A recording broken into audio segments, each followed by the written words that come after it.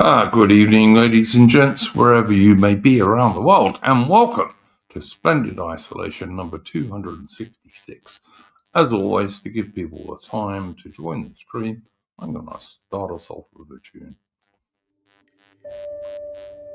Take up the white man's burden, send forth the best ye breed. Go bind your sons to exile, to serve your captives' need. To wait in heavy harness on flooded folk and wild. Your new gods sullen peoples have devil and have child. Take up the white man's burden, in patience to abide, to veil the threat of terror and check the show of pride. By open speech and simple, 100 times made plain, to seek another's profit and work another's gain. Take up the white man's burden, the savage wars of peace. Fill full the mouth of famine and bid the sickness cease. And when your goal is nearest, the end for others sought, what's love that heed and folly? Bring all your hopes to naught. Take up the white man's burden, no tawdry rule of kings, but toil of serf and sweeper, the tale of common things. The ports ye shall not enter, the roads ye shall not tread. Go make them with your living and mark them with your dead. Take up the white man's burden and reap his old reward. The blame of those ye better, the hate of those ye guard. The cry of those ye humor are slowly towards the light. Why brought ye us from bondage, our loved Egyptian night? Take up the white man's burden, ye dare not stoop to less, nor call too loud on freedom to cloak your weariness.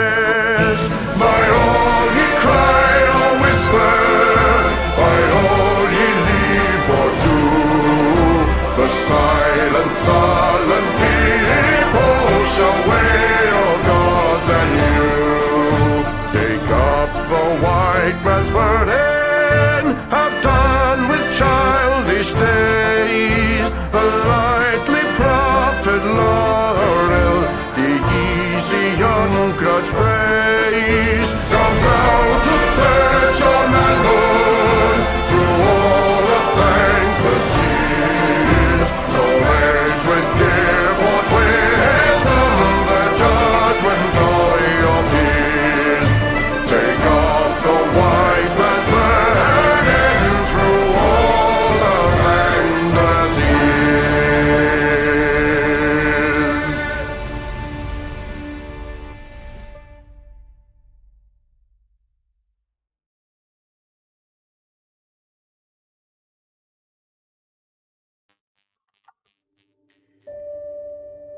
Take up the... Excuse my boom attack, guys. That was, of course, the excellent and very talented Chris Gard. Go and check out his YouTube channel if you like good music, and you can also follow him on X on Twitter, where we are also live now. Guys, I got to apologise. First of all, there was no history stream on Wednesday. That was entirely my fault, and I have already apologised to AI, William Grenville, because I wasn't around. I've been a bit tied up with my own private stuff over this week, and that happens. We all have personal lives, but it'll even out. Okay, I don't know who we're going to get on tonight, but we already have Mercian, Beta Britannia, and Mitch, who are three of our best guys. And I'm going to ask Beta Britannia to start us off because he's our Middle Eastern expert. And I don't know about anyone in the chat, but I, for one, and here's Fariam, who's also joining us. Hello. Good evening, Fariam. But I, for one, don't really understand what's happening with this US-Iran ceasefire and Israel violating it and all of that. And maybe Bede can set us on the right track. So, Bede, go for it, mate. Yes, hello, everyone. So this week we appear to be seeing the end of this conflict. So what happened was on Tuesday, Trump sent this absolutely deranged tweet that everybody criticized him for, where he said, a civilization will die tonight unless Iran surrenders to us. And, everybody just called him psychopathic, evil. Mm-hmm. People calling for 25th Amendment to be invoked to get rid of him. Sounds like Stalin rather than an American president, doesn't it? Yeah. Like that's the thing. Like there's some of the MAGA types saying, "Oh, it's just Trump's art of the deal shit." Yeah, it isn't really though, is it? The art of the deal doesn't mean do what I say or I'll completely genocide your entire people. Yeah, I don't disagree with that, Fariam. I think Trump's losing his marbles. I think he's going the way of Joe Biden. If you know. Do you remember? It was a few months ago now on one of our streams. Something came up and about some report that doctors in the White House were saying, yeah, Trump's sort of getting the onset of dementia, and at the time we dismissed it. I'm not so sure anymore. No, I don't disagree with you, Fariam. I think he's clearly losing his marbles. So obviously unhinged. And one thing I am going to say to link this into Restore Britain, obviously Charlie Downs came out and said, this is evil. But I noticed a lot of people were attacking Rupert for not saying something about it. And I do feel a little bit like, well, Charlie said something, isn't that good enough? Why does Rupert have to comment on everything that happens? Yeah, I mean, it's not like... Yeah, I agree with that. I agree with that. I think Rupert Lowe has enough on his plate without getting too involved in this shit at the moment. And it's not like Rupert was counter-signalling. Rupert was certainly not saying, oh, yeah, let's join the Zionist war. That was not what he was saying at all. Yeah. So, but anyway, guys, I'm genuinely interested in what Bede has to say on this because I have watched, as I'm sure many of you guys have, just about everything I can find on this, and I'm still not clear what's going on. And if anyone knows, Bede probably does. So take it away, Bede. Yes. So going on from there, he makes this mental tweet, and it's really interesting because when he made this tweet, I was astounded because I felt two things. I'm like, on the one hand, is Trump trying to troll us? Or two, is he genuinely ignorant? And why am I saying this? Because I actually made a tweet at the time where I quote tweeted Trump, and I said, looks like the prophecy of King Croesus has come to life again. And what do I mean by that? Well, there's a very ancient myth about there's this Greek king called King Croesus, and he was the king of Lydia, which was a powerful Greek kingdom in Anatolia. And now the kingdom of Lydia was conquered by Cyrus the Great, obviously the first king of the Persian Empire. And there's a famous story about King Croesus where he goes to the oracle at Delphi and he asks the oracle, oh, should I cross the river and make war on Cyrus? And the oracle gives him a very vague answer where she says, if you cross the river, a great empire will fall. King Croesus took that to mean that if he crossed the river, he would destroy Cyrus, but he crossed the river got to peaceful battle. His kingdom was conquered by the Persians. And so when Trump makes this tweet, that's why I thought he's either super informed and is trying to deliberately troll us, or he's just that ignorant that he's never heard of this prophecy. He's never heard of the prophecy. Yeah. Yeah, I don't see Trump as well read, I gotta say. Well, sorry. I mean, like I knew that story, as Yeah. most people do who have some interest in ancient history, but I that doesn't strike me as Trump, to be honest. It's so sorry to divert a bit, but he revealed like a mock-up of his presidential library that he plans to have built. And it's going through it. There's a big golden statue of him, of course. There's no books in it. I didn't see any books in this video of the library. Well, he has gold fittings in his bathroom, which, like, as far as I'm concerned, everyone knows that's crass. Even well, if you can afford it, it's just crass, you know? No, certainly. And all I have to say is, what if the library is just like hundreds of copies of Art of the Deal? Yeah. It's amazing. The best book ever. And a video that says, "You're fired." Yeah. Okay. Yeah. And so, obviously, lunatic tweet aside, then the next day was like, oh, right, yeah, I'm prepared to negotiate, guys. And I'm just like, okay. I think what he was trying to do there is I think he was trying to, like, I'm going to say one really stupid, retarded comment so all my most loyal followers can get, like, cathartic and get hard on or something before I betray them and, like, you know, just completely, you know, cuck, and they'll still cheer me on anyway. And the Israelis, talk about hard-ons, the Israelis, they like that one TV network where they had the countdown to Iran getting nuked. Yep. No, I saw about that, and it was so cool to see them fucked at the end of it. Yeah, it was good. It was good. I will also say about that deranged tweet. For me, this is a coin toss. Either Trump is going to do something really horrible, like launch a nuke at Iran, or he's going to do absolutely nothing. And typical Trump, he does nothing. Yeah, I was thinking 90% chance it's Taco. The danger is that Israel launches a nuke at Iran, not America. America's not going to do that. Of all the nuclear armed countries that exist today, I think Israel is by far the most likely to actually use them. Honestly, Israel is more dangerous to nuclear weapons than bloody North Korea. Oh yeah. I agree with that. Yeah, absolutely. This is what I've seen people going, you want Iran to get a nuke? It's like, well, Pakistan and North Korea have nukes, and absolutely nothing's happened. I think, the Iranians are generally less religious nutters than the Israelis.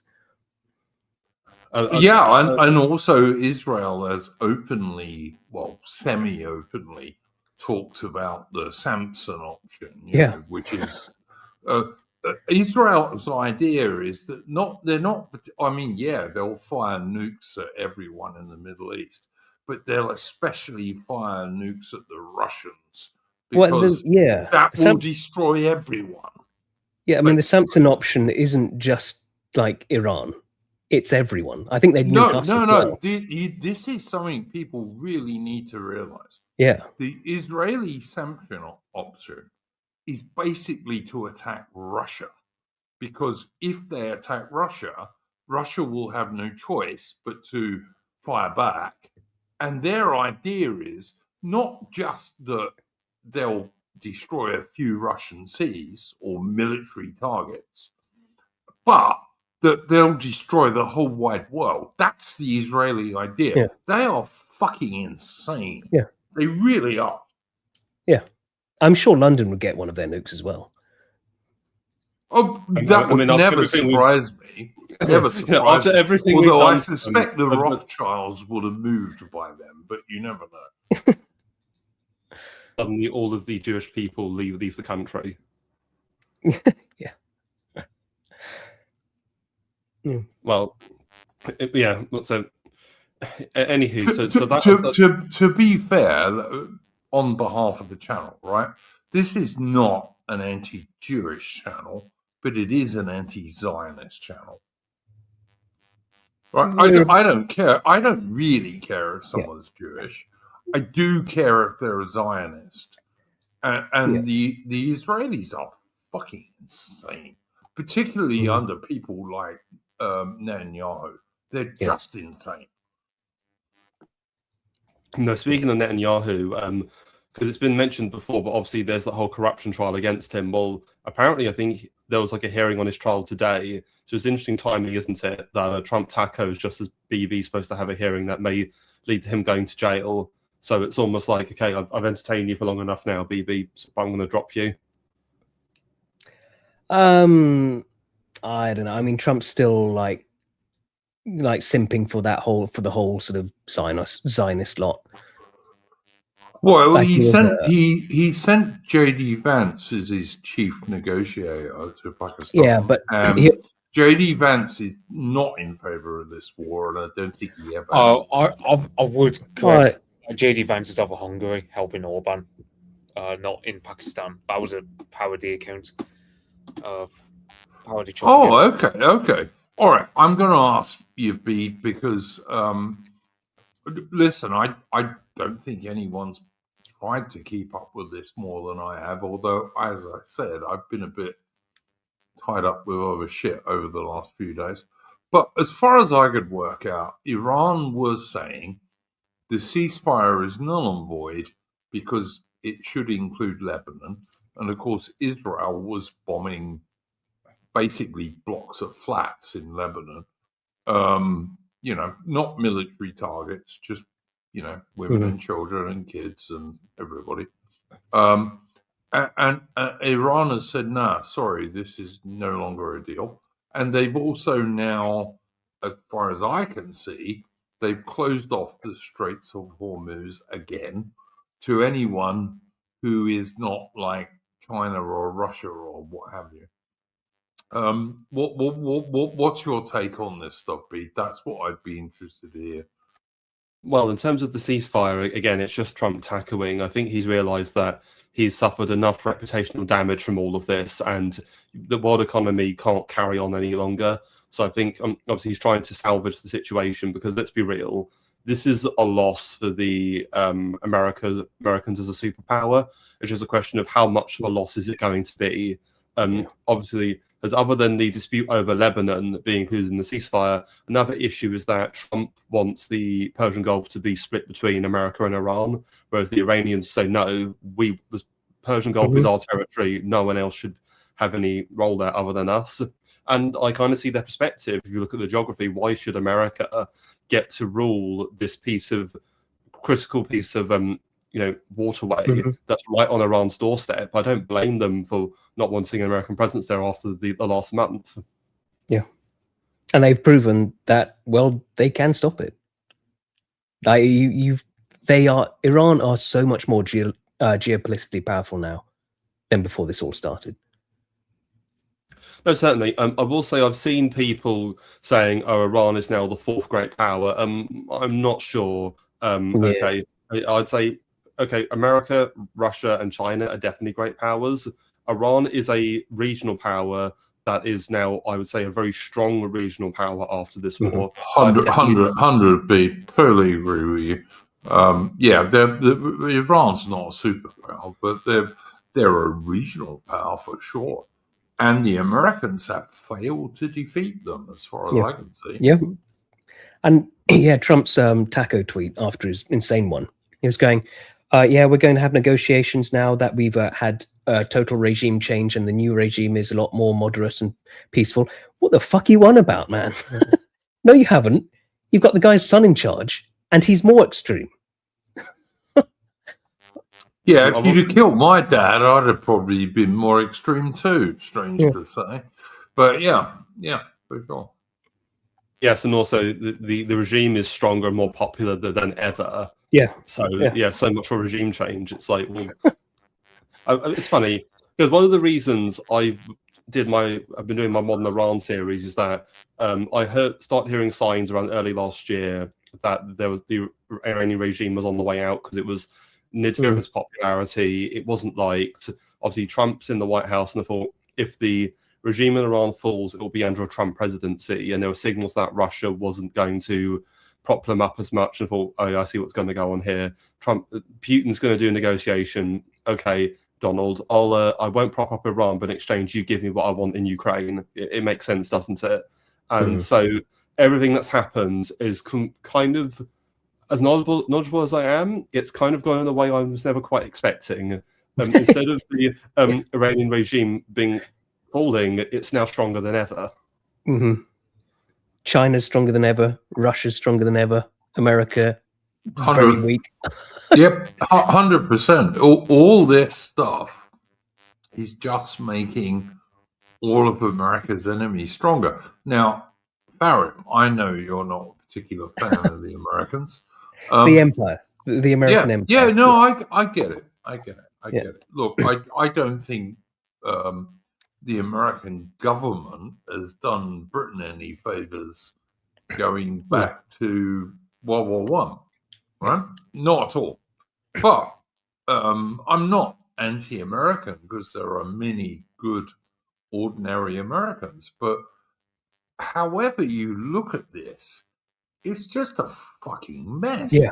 How on earth does America get itself in this situation? Like, Trump desperately wants the Straits of Hormuz to be open, but they were open before he started this stupid Israeli war. You know? And Iran was selling oil in dollars, right? They were playing America's game. Yeah, not Chinese yuan. Yeah, absolutely. Yep, 100%. It's like, is that old expression, quit while you're ahead? Yeah. I mean, well, it's like the other day when the Americans did this fucked up mission to rescue the American pilot, and all right, good, you're supposed to go and rescue your pilots. But America lost more aircraft on that day than any day they have since the Vietnam War. That's how fucked up it was. Yeah. Can you remind me why Israel is so interested in this? Because it's been explained to me every single time, and my brain melts every time I hear it. One more time, run it by me. B will explain it to you better than I can, Mercian.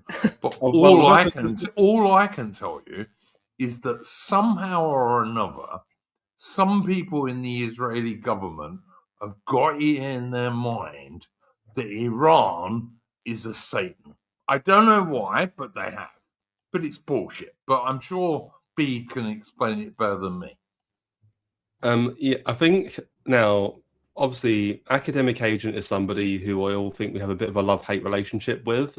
But one thing I think he's been very solid on is this conflict. And the tweet he made yesterday, which I completely agree with, is that to really understand the conflict between Iran and Israel, you have to understand it like you've got two groups of like mages casting spells at each other on each side.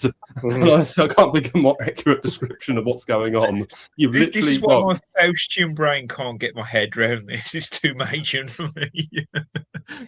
You see, a big part of it for like Netanyahu is that, well, 2,000 years ago, we made a prophecy about how the Jews would all return to Israel, and then there would be a big war where everyone would try to destroy Israel, and then they would rebuild the third temple, and then we'd enter the Messianic era in which Farron,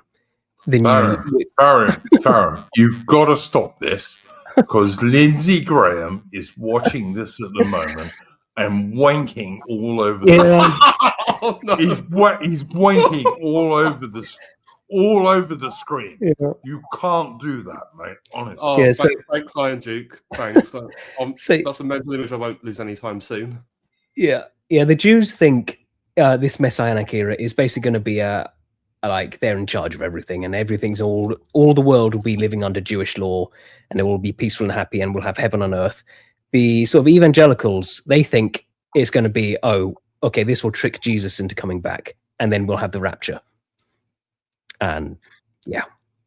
Oh my god! but it's funny, Farian, because in the Shiite eschatology, Jesus actually has more legitimacy as a prophet in Shia Islam than he does in Judaism. Yeah, and because they actually believe that when the 12th Imam is supposed to return from his period of occultation, Christ is going to accompany him.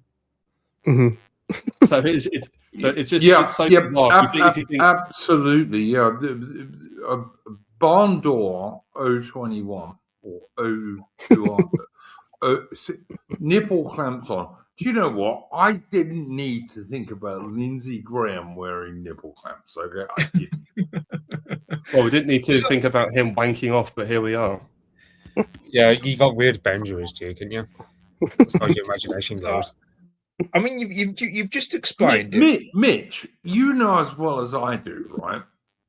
That when Lindsey Graham wants to masturbate, he gets photographs of dead American soldiers, and that's what turns him on, right? No. No. It's dead Arabs and Iranians, Duke. Is what he wanks No, off. no. He loves dead Americans too. In their stars and stripes flags. That's what really he loves. I don't think he wanks himself off. I think he gets Felipe to come in and do it for him. Oh no. Yep. Yeah.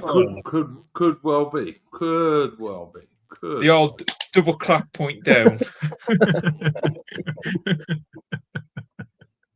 Oh my God. Oh, so you explained Israel's interest in that. It's still. I'm sure that explains it. Not to me. So one thing I will say, I joked about it being two majors casting spells at each other. I've actually come to the conclusion that the Islamic Republic of Iran is ironically more grounded in real interest and reality than the Israelis are. I think the Israelis are just entirely invested in some weird eschatological bullshit. Well, it doesn't help, by the way, that Ashkenazi Jews have they score the highest rate in the world for neuroticism among them schizophrenia. Raw Biscuits is asking, why does this stream always go sexual? Because we are full of really high testosterone men. Yeah, we're just full of testosterone men, Raw Biscuits. And you're on my Discord, so you should know that. My explanation is we live in a... Oh, sorry. Well, I was about to say... Go on, Bede. I was just going to say the reason it goes sexual is because we live in a fallen, depraved world in which we must rise above it, but we always fail. Yeah, and vis-a-vis the testosterone, some of us literally dab on diesel as a cologne. So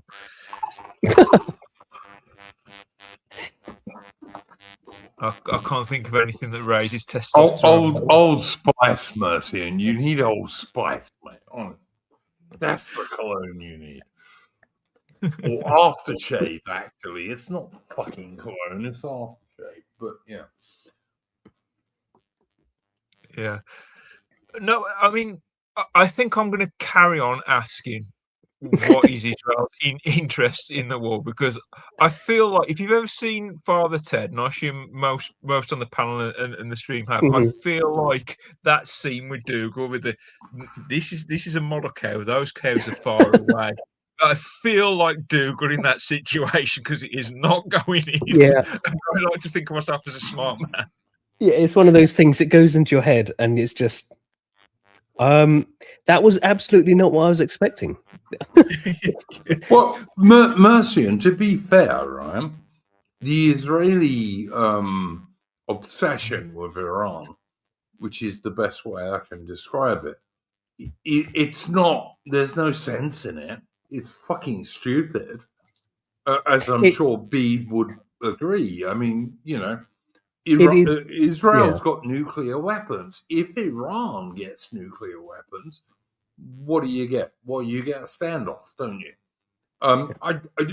At the moment, Israel is running out of air defense weapons, so they're getting hit quite badly by many Iranian missiles and drones. And if I was Israel and Netanyahu, I'd be thinking to myself, well, it looks to me that Trump doesn't want to do this anymore, really. Well, I would also say... Trump only likes weekend wars, Mm-hmm. Well, one of the problems you've got is that the boomers are really the only pro-Israel cohort you've got in the West. So once the boomers are gone, Israel's chances of... And it has been more. It's more than just Iran. Like they went after Iraq. It's the whole area that Israel have a problem with.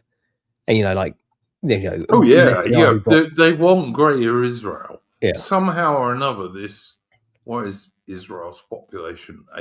8-9 million, something like that. So I think They want to dominate this whole area of the Middle East, which they never can, unless, of course, they can tie the Americans into them and get loads of American Southern boys to go die for their wars. because I think when the Iraq War kicked off, I believe there was someone in the Bush administration sort of leaked it. It was like sort of plans with Israel. Okay, so after Iraq, then we're going to go here and we'll go to Iran, and then so there was a plan to just knock them all down. But the Sand people put up more of a fight than was expected. And again, the Israelis, again, before this all started off, got way too confident. They thought, yeah, we can just drop a couple of bombs, then we win. And the Iranian people will accept American, Judeo-American rule. Yeah. Okay. Yeah, and there'll be a big revolution in the country. Yeah. And air power can never cause regime change. No. It can't. Can I just answer Richard Phillips, 1066? Is it true that the Iranians managed to make a US carrier retreat? The US carriers were mostly operating about 500 miles off Iraq. But you know what? That's what every country's carriers will do when they're attacking that nation. They'll basically stay that far away. They'll come in closer, maybe at night, launch strikes, pick up their aircraft, fuck off again. That's always sensible. Go back to 1982, Richard Phillips, and the British Carrier Task Force off the Falklands was jokingly called the South African Navy because they stayed a long way away from the enemy. That's the advantage of an aircraft carrier that can move at 30 or 35 knots, which is 40, 45 miles an hour. They come in, they do their strikes, they fuck off again, so you can't hit them. That's military sense, it's naval sense. And every navy would do that, all right? But it doesn't help you to go and land troops on somewhere like Cargo Island, of course, when you'll have to move big ships pretty close. That's a different story. There was one thing though. I think he's talking about the Gerald Ford carrier. That was in the Red Sea, and that was supposed to be going around there up to sort of assist in the Strait of Hormuz better. But then they sort of there was apparently a fire that they say was in their bathroom. I don't know, maybe. But then they sort of that was all cancelled. And it seemed to me, the feeling I get was that they knew that the Houthis in Yemen had a whole bunch of missiles and stuff planned, and they didn't want to risk going around the coast of Yemen with that carrier. So maybe. So I wouldn't say they caused it to retreat, but they did. Like the whole U.S. Navy, they're like Trump again. A lot of talk about we're going to do this. There is a lot of anti-aircraft carrier guff being spoken by many people at the moment. All right, aircraft carriers are still the best, most flexible thing you can have in the world. They're an airfield. You can move anywhere you like that you own. And they can move at between 30 and 45 miles an hour anywhere you want. And they have very heavy protection if you're not the Royal Navy and you don't have any escort ships. Otherwise, they do. But anyway, I'm going to leave all of that aside. And I'm going to say, Bede, what do you think is going to happen over the next couple of weeks or so? That's what I'd be interested in. Well, obviously they're trying to negotiate this ceasefire at the moment. It's all up in the air. But what's actually going to be hashed out? Obviously, Iran doesn't want Israel being trashing Lebanon, and obviously they want total control of the Strait of Hormuz. Now, in terms of Americans negotiating this, here's the thing: it wouldn't really affect America if they got Israel to stop attacking Lebanon, but obviously the Israelis would see that as a massive betrayal. And then regarding the Hormuz situation, now that would definitely affect American power and prestige. So it's more understandable why they may not want to negotiate on that, but they may not have a choice because Iran is effectively presented a fait accompli. Well, we are the masters of the Gulf. We've driven you out, so so they've got a stronger bargaining position. And one thing I am going to say is, I think one of Trump's real weaknesses is that I don't know what you guys think, but I get the sense that he wants to be liked and he wants everybody to like him. Yeah. And I think what he was trying to do with this is that, okay, I'll just do this sort of quick war. That'll get the Zionists and neocons cheering my name. Then I can pivot away to something else. But what he's failed to understand is that the Zionists and neocons are so vested in this that by him climbing down, they're going to see it as a betrayal. And I fear what they're going to do now is that if Trump seems to screw them over in these negotiations, especially about Israel not, invading Lebanon, I think that they will try and plot and actually help achieve Trump's downfall. Yeah, because the midterms are pretty much free ball at this point for MAGA coalition. So, you can imagine, guys, can I ask? Did you guys watch the Tucker Carlson stream on all this stuff? Like, it was a 2.5 hour stream, and the first hour of it was Tucker Carlson basically saying, "Why does Israel dominate America?" I thought it was really good, by the way, and undeniably true. But I'd just be interested in what you guys thought about it if you watched it, which I'm sure most of you did. I haven't, no. Well, yeah, I didn't see that particular thing, but I mean, I've seen some of Tucker's talking about this, and the feeling I get. I put it up on the Discord, guys. And honest, it goes into everything. USS Liberty, everything.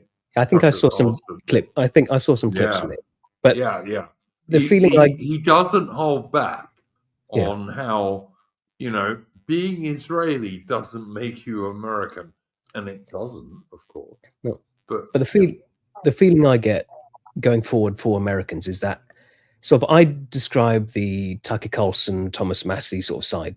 They're sort of they're the good side of the right in America, but they're a minority of the right wing in America. And what you're going to see, I think they're absolutely what would be best for America as a country. But what we're going to see is all the MAGA lot that are just still coping about how this was a Trump win, this insane nonsense was a Trump win. They're going to turn their attention onto like the Tucker Carlson side, and they are going to tear them down. I see hardly anyone saying that, Farringham, to be fair. Like, of the Americans I like, and I like a fair number of Americans, I don't see any of them saying that. But okay. Well, that's the Americans you like. There's been a lot of MAGA-tards cuffing serious copium about this, and they're going to attack like Tucker Carlson and stuff. I mean, Trump even did it himself, like going after them, as they're going to just call themselves traitors. And so you're going to see this, they're just going to eat each other, and they will, like the midterms, like Mitch, what's your view on this? I mean, Farron was correct. I mean, like the MAGA coalition is just, I mean, MAGA's dead. What I consider as what, like, if it took a call, I mean, Trump posted it, took a Carlson, Joe Kent, Candace Owens, and Alex Jones has all been like schizos or something like that. And it's just, and it's like, so Joe Kent, of course, being a guy who literally served under Trump until not too long ago. It's just what, it's he was, a matter of. Joe Kent was proper MAGA. Like, he was a serious MAGA guy before all this. Yeah, and it's a matter of like he served Trump loyally, only for Trump to, insinuate that the guy was eager for his wife to be killed so he could remarry soon after. Yeah. What is there to be said about Trump from that point of view? Like, he's happy for people to be loyal to him, but not willing to reciprocate that towards his own followers. Yep. He's cheering for Lindsey Graham still, just yesterday. Yeah, that was infuriating, but not surprising. Triatori is in the chat. Mate, I sent you a link. Please join. He can't us. make it. He says he can't make it. Sorry. All right, Mercian and Bede, what do you guys think about what Tharium and Mitch have just been talking about, and in terms of, megatards and all the rest of it? Well, regarding Massey, I'm actually very skeptical on Massey because you've got to understand something. The guy's a libertarian, so sure, he's good on foreign policy, but he's atrocious on a domestic. Like, he is pro-immigration, and he's also pro-drug legalization, which for me are just like, no. Immigration especially, it's just like, come on, don't be an idiot.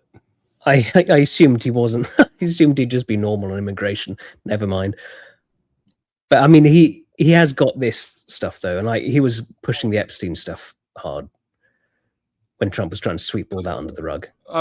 No, true. He's good on foreign policy, and he's good on Epstein, but terrible on drugs and immigration. Yeah, fair, yeah. Okay, well, America's chances look even slimmer then. To be honest, when it comes to America, I've kind of stopped looking over to America. I find American politics just bores me now.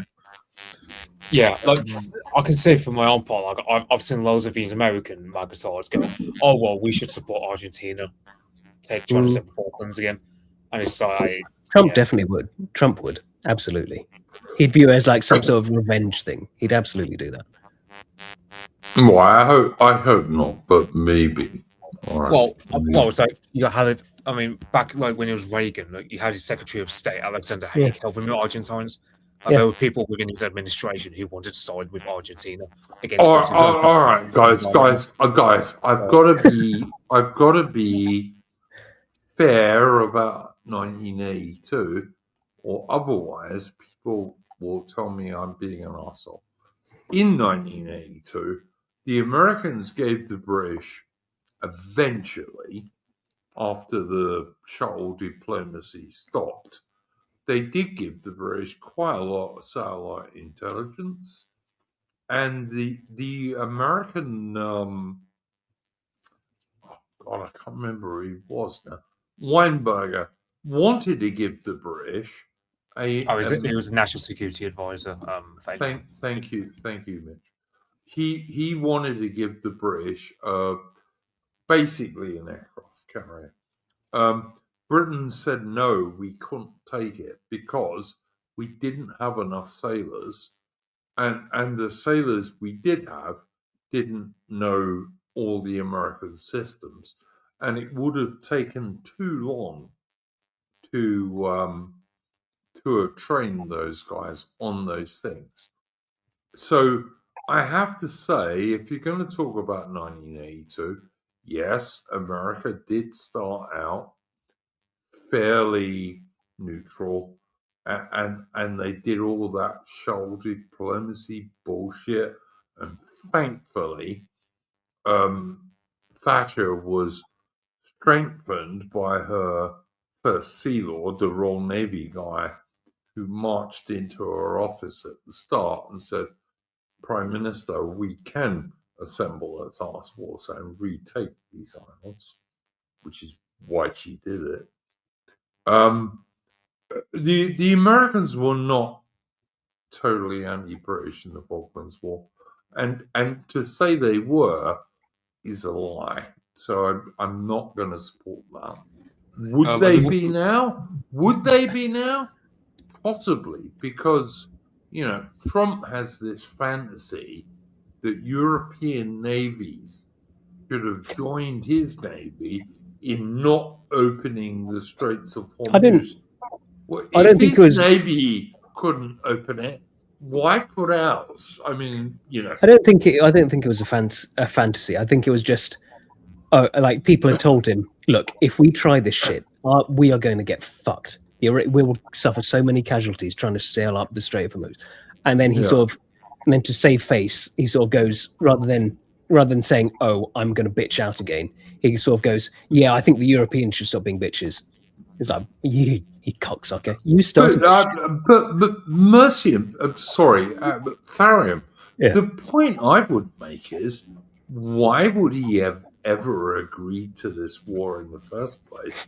Which could do Who knows? nothing, but it could do nothing good for any average American, right? It might make Netanyahu happy, but it wouldn't make anybody else happy. Yeah. Why would he have agreed to it? Yeah, He the should Iranian have just said, I'm sorry, Benjamin. Fuck off. Go back to your poxy little Middle Eastern country. Especially when all his generals and intelligence officers were telling you, yeah, I don't think it's going to be this easy. But he still thinks, I know better. I trust my Trump gut. Yep. Many American admirals and generals and Air Force dudes told Trump, this won't work, Mr. President. But he still went ahead with it. I mean, like I said, I think he's losing his marbles. I wonder as well how much of this is also boom of vengeance that happened. What happened in 1979 on Jimmy Carter? Because I wonder how much is like boom of vengeance for that as well. Yeah, because he'd love that, wouldn't he? Could go, Carter, he messed up. He was weak. I'm strong. I beat them. He's still saying he beat them. I've got the Iranian. I got the Iranian 10-point plan that sort of he used to tackle out with. And it's America guarantees non-aggression with Iran. Iran maintains control of the Strait of Hormuz, ending regional wars on all fronts, including in Lebanon, withdrawal of US combat troops from all bases and positions in the region, reparations to Iran for war damages, acceptance of Iran's right to nuclear enrichment, lifting all primary sanctions on Iran, termination of all resolutions against Iran by the Board of Governors and the International Atomic Energy Agency, termination of United Nations Security Council resolutions against Iran. This is what like Trump saying, yeah, we'll start from this position to negotiate with. Yeah, it kind of sounds like surrender, doesn't it? Yeah. I mean, it should be really remembered that obviously Trump tore up Obama's Iran nuclear deal, which reimposed sanctions on Iran. And so Trump, literally 10 years later, is going to be the one who's ultimately going to reverse his own policy of reimposing sanctions on Iran. So it's just a complete repudiation of any kind. I was going to say strategy, but I don't even think he has a long-term strategy. Strategy, for fuck's sake, man. You reckon Trump understands anything as flash as strategy? And it's funny because the nuclear excuse, they were in the middle of, despite the Americans blowing them up, the Iranian negotiators twice, they were in the middle of talks with Oman and Israel, and apparently they was going really well. Like because the British delegation there, we had an expert, and they go, yeah, Iran are sort of agreeing to everything, to like checks and all this, and for like just nuclear energy, they won't be enriching it much. But then Jared Kushner and Steve Witkoff go, nah, they're going to get the nuke in 2 weeks. I know. In 2 weeks, yeah. In 2 weeks, we're all going to die unless we bomb them now. Yeah. I don't think anyone who with an IQ above moronic level ever believed that. But okay, fair enough. And this is so. Like during the last election, during this last election, Trump was even said, "Vote for Kamala if you want war with Iran. I'm the peace president." Yeah, no, 100. This is the thing that gets me, right? We have Aubrey on this channel sometimes, and she's a very patriotic American girl. Even she didn't support this war. Really. Oh, she did a bit. No, he did not. Yeah, all right. She wasn't that bothered if there were a few bombs dropped on Iran, but the idea of putting US boots on the ground somewhere around in Iran, no, she wasn't up for that, mate. It's funny. And this is a goal, all right? Yeah. This is a goal, and we don't go to goals for our tactical and ideas on what should happen in the world. But even this goal was not in favor of that, right? That is not what people voted Trump in for. They voted Trump in to kind of secure their southern border and put America first, not Israel first. It is funny that Trump was very keen on Europeans dying to fix his mistake and he never asked the Israelis, you go and open up the straits. Weird that. Well, the Israelis have no navy, to be fair, but yeah, all right. Well, I have an argument. Good to see you, mate. Yeah, it's nice to be. I'm still sick, so I'm not sure how I can stay on. But I had this out with an actual Israeli, and he was very quick to point out IRL as well, and he was very quick to point out that it's actually a strategic reason why the Israelis don't deploy to assist the Americans in any of their wars. It's because it would be incendiary to their Arab allies. Okay. Yep. Whereas, calling for this war, we can't help you boys because many of your friends hate us. Okay. Meanwhile, I mean, Gaza has made them loads of friends with the Arab neighbors, though, hasn't it? Listen, every time Israel bombs a load of women and children, and the women and children are dismembered and crushed and killed, it makes them many Arab friends. Of course it does. And Israel, of course, is the most peaceful and best country in the entire world. Our greatest it never kills women and children. Never. It would never do that. But these women and children are like horrible, like Islamist terrorists. If we just don't do anything, they'll eventually come and kill and bomb us. We're enemies on all sides. We have to do it. B, doesn't that remind you a bit of the SS leader? What's his name? I'm trying to think. Who ran the German SS in World War II? What, Heinrich Himmler? Heinrich Himmler. Didn't Heinrich Himmler once say, we have to kill all those women and children, or otherwise they will come back and fight us and kill us? I'm sure he did. So Israel is saying the same thing as Heinrich Himmler.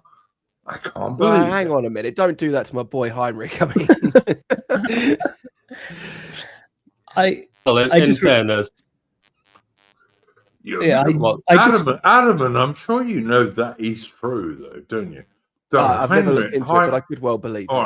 Right. Heinrich Himmler actually said once, when someone complained to him, we really don't want to kill women and children. Heinrich Himmler said, nah, if you don't kill them, there'll be future generations and they'll come back and they'll kill us. I mean, the funny thing Israel absolutely believes in that. Because they're fighting a blood feud from their perspective. That's the way most people out there view it. 2,000 years ago. Yeah. I know. One of the nutty things that Israel did in the start of this conflict was because they then go and start launching attacks into Lebanon, and one of the things they were doing was trying to recover the body of a helicopter pilot who crashed. Except this was in 1984. This happened, and so they're like attacking and shelling this village where they think he's buried at. What is this really the time to try and recover the bones of someone who died 40 years ago? But they also tell the Yeah. the Americans they can't be angry over like the liberty and stuff like that, or us over the sergeant's affair. It's absurd. It's just like, okay, But it's but, just- but they can stand in Rome and say the problem is Rome 2,000 years ago. Oh yeah, Yeah. yeah. Like what's his face? From Yeah. Evergreen College, was it the guy that got famous from that? And he's like on Yeah. holiday on his Yeah, Instagram, Oh, I mean, giving the middle what- finger to what- the Arch of Titus. yeah, Brett Yep. Weinstein. Yeah, that's the one. Yeah. Something we've got to mention is Everless Sunglasses mentioned in the chat that obviously one of the last thing that happened is Israel bombed a synagogue in Iran, and I saw that, Bede. That was amazing. Yeah, Israel well, I bombed would the say, synagogue. I would say people shouldn't be surprised. I mean, did you see that news report where it said people in Israel are using airway signs to avoid paying bills when we go to a restaurant? yeah. So, if I talk, I will get in trouble.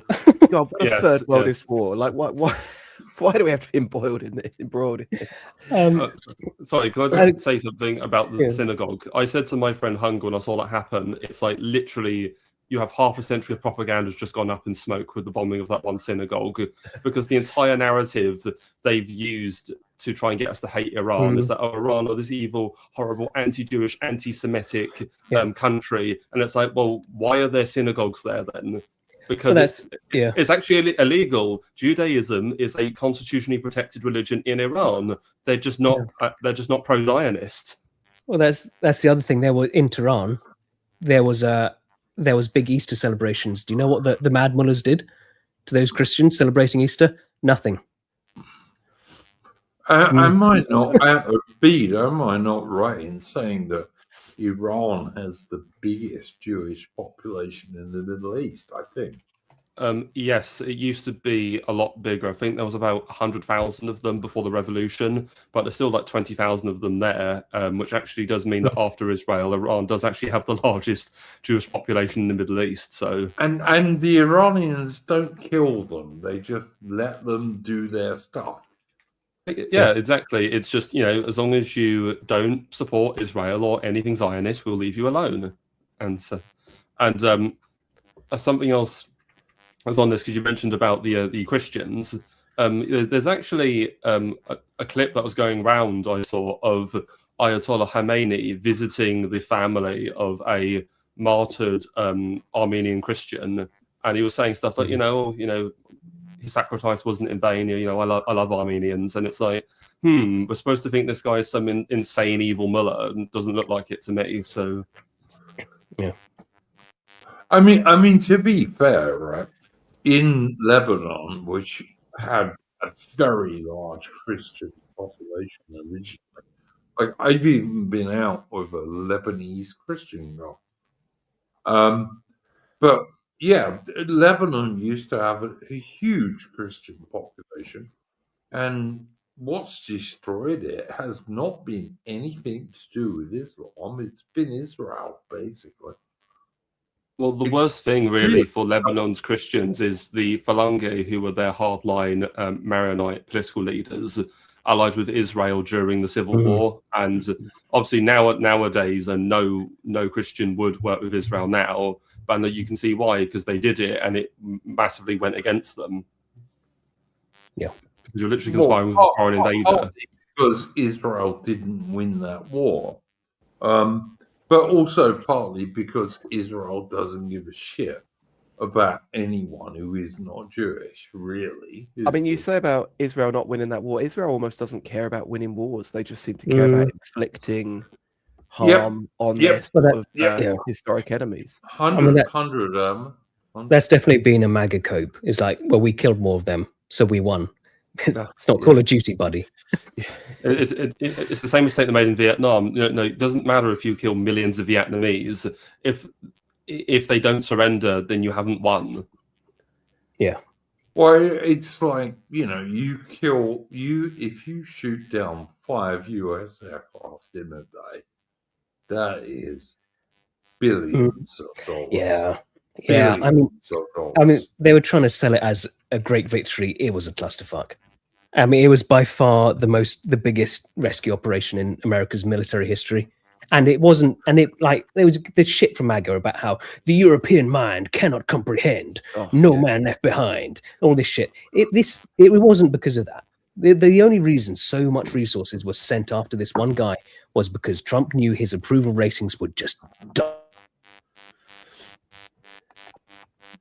Yeah, 100%. And 5 aircraft in a day. That's the most aircraft the USA has lost since about, I don't know, 1969, probably. And every country, You sound like me. every country tries to get it down them. Yeah. Of course it does. But would this have happened under Biden too? That's kind of what I've been wondering. Yeah. No, I don't think so. Yeah. I mean, Biden's shockers far more focused on Ukraine than as well. I think especially with it seems like all like the generals and stuff were all going, no, this is a bad idea. I don't think anyone other than Trump would have the arrogance to go, you know what, I know better. It's not just Trump, it's Hegseth. I mean, he's nuts, yeah. I have to say, you know, my opinion of Trump has taken permanent damage after this has happened, but Hegseth I've just got no time for. I think he's a fucking moron. And I saw a great term. Someone said that Hegseth is like crystal meth Rumsfeld, and I'm like, oh, that's brutal. I think he's sacked 8 generals recently because they weren't, you know, I guess they were back talking him, and he doesn't like that. I mean, maybe not to bring this home before the end of the discussion, but I mean, we've obviously had this big long discussion between the whole like restore and reform thing, where the reform people are like, well, you need people with actual knowledge of the system, and we're like, no, burn it down. And but to be fair, like this is kind of what Trump's done with Trump too. He's tried to bring in a bunch of outsiders who are like his guys, and they aren't very good because they're outsiders, you know. I mean, that is kind of like the eternal problem that we got to try and navigate around somehow. Well, I mean, it depends. Pretty weak guys, I'd say, from the outside. I think you can bring in stronger guys who might do better, like Heskiv. I beg your pardon. Heskiv is like not the brightest tool in the shed, and that's pretty obvious. He's really into his like biblical prophecies too. He's one of these who really wants to see Jesus early types. And I saw he's the cringe American, like modern American sort though as well, where he's you know, he does the whole Judeo-Christian thing. Yeah, I saw because Tucker had met him and knew him a bit from before, and I saw one of Tucker's clips, and he's talking about this, and he had no idea Pete was such like a nut job about this stuff. That's what people hide, eh? Woodpit in the chat, Heg meth. Incredible. I would just say again, guys, if you haven't watched it, watch Tucker Carlson's latest, I don't know, 2.5 hour podcast. And the first hour of that is just really explaining why America can no longer be run by Israel, which it has been for many years. That has to come to a head. It has to end. Look, I think Tucker Carlson's going to get so attacked for this. He's entirely correct. Everything he says is true. He even talks about the USS Liberty, the American warship that the Israelis attacked and killed scores of blokes. Yeah, I will say and as someone said earlier in the chat, something. Oh, they think that Israel's reputation is gone. It's like, well, it was already gone before this war even started. Mm, It was just a matter of like the thing is literally it's just the boomers. They're the yeah. only Israel co-op, and they make up like half the voters in US Yeah. and It elections. is worrying because of how nuts Israel can get, and they'll know that, and so they're going to be thinking our time is running out, that we can sort of exploit America, and like what nutty stuff are they going to plan because of it? I mean, Royal Biscuits in chat said, "Why was it run by them in the first place? How did it come about?" Like, I mean, a lot of that was like FDR in sort of during the New Deal years, bringing in all World these, War II, bringing in all these, Winston Churchill, all that stuff. bringing in all these Yiddish refugees from abroad who were given various positions in academia and his various new institutions. That guy who I've actually think has been proven a little bit wrong with this war. What was his name? McGregor, who Tucker Carlson actually talked to a bit as well. Yeah, he was like he was saying about how much there's like a pathological hatred of Russia within within the what was the branch he was talking about? The But yeah, like small, within the small hat people. yeah, within the general US government, and he was like, well, a lot of their parents and grandparents were running that organization before them, and they've sort of been like brought in through like various chains of nepotism. And they've just sort of carried on this sort of like rank ethnic hatred for a country that they left, all those years ago. And Adam, and look at Trump and Kushner and all these people. I mean, there's a lot of links between these guys. I absolutely. I don't know. I was amazed by Tucker Carlson's. That sort of language coming out of a big American figure is not the norm. Yeah, and a guy who is not unrelated to the American elites, and he was just totally telling the truth, even down to the USS Liberty and what have you. I think he even mentioned the British sergeants in Palestine back in the day. But yeah, something's going to change that way. Well, I hope. Someone who was sort of vaguely in our circle said a long time ago something like, it'll end when sort of non-Jewish elites are sitting around in rooms together saying, this paradigm needs to change. We can't keep operating this way. And I think those conversations have been happening now for a little while. It's like that, we kept calling it like the gay and stuff like that for years, the global American empire, to get away from the Zog label, because it seemed too tinfoil hat. But like I mean, I just literally just say I literally make this point to regular people now. I'm like, no, those guys were right. It was the Zog all along. Like, it is literally just Zionist occupied government. There's no other more accurate name for it. There is much truth in that, and 100%. I wanted to talk a bit this evening about Ulster and Northern Ireland and how some British people don't think that matters very much. I wanted to get Aaron Hook on here, but for reasons best known to himself, Aaron thinks I don't agree with him on this, and actually I do. I will promise you guys, if anyone attacks any British overseas territories, like, Chagos Islands, Gibraltar, Cyprus, Pitcairn Island, let alone any home countries like Ulster, I go to war immediately. Like, I honestly would. I'd mobilize what little tiny British armed forces are left, and I'd go fight them. And I hear people saying, "Oh, all right, we should give up Ulster because there's an Irish nationalist movement." Fuck the Irish nationalists. And the people of Ulster, the people of Northern Ireland, are British people.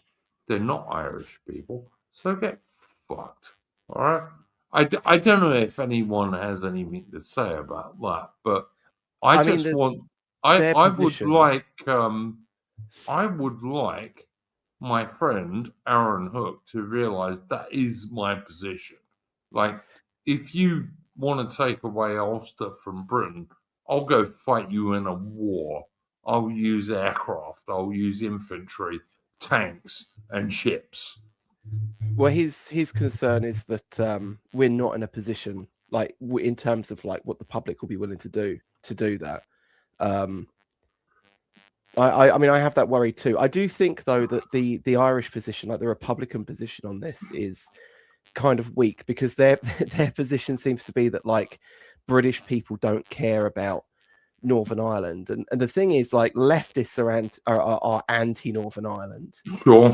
but they're also like a shrinkingly small proportion of the population, and like the regular guy in the street in the UK is not like chest thumpingly pro-unionist on the Irish question, or even thinks about it, or even comprehends it. But they will be very, very quickly if the Republicans want to start spilling Ulster blood on the streets or something. I did 2 tours there, Adam, with the British Army, and as far as I could see, most British people supported us.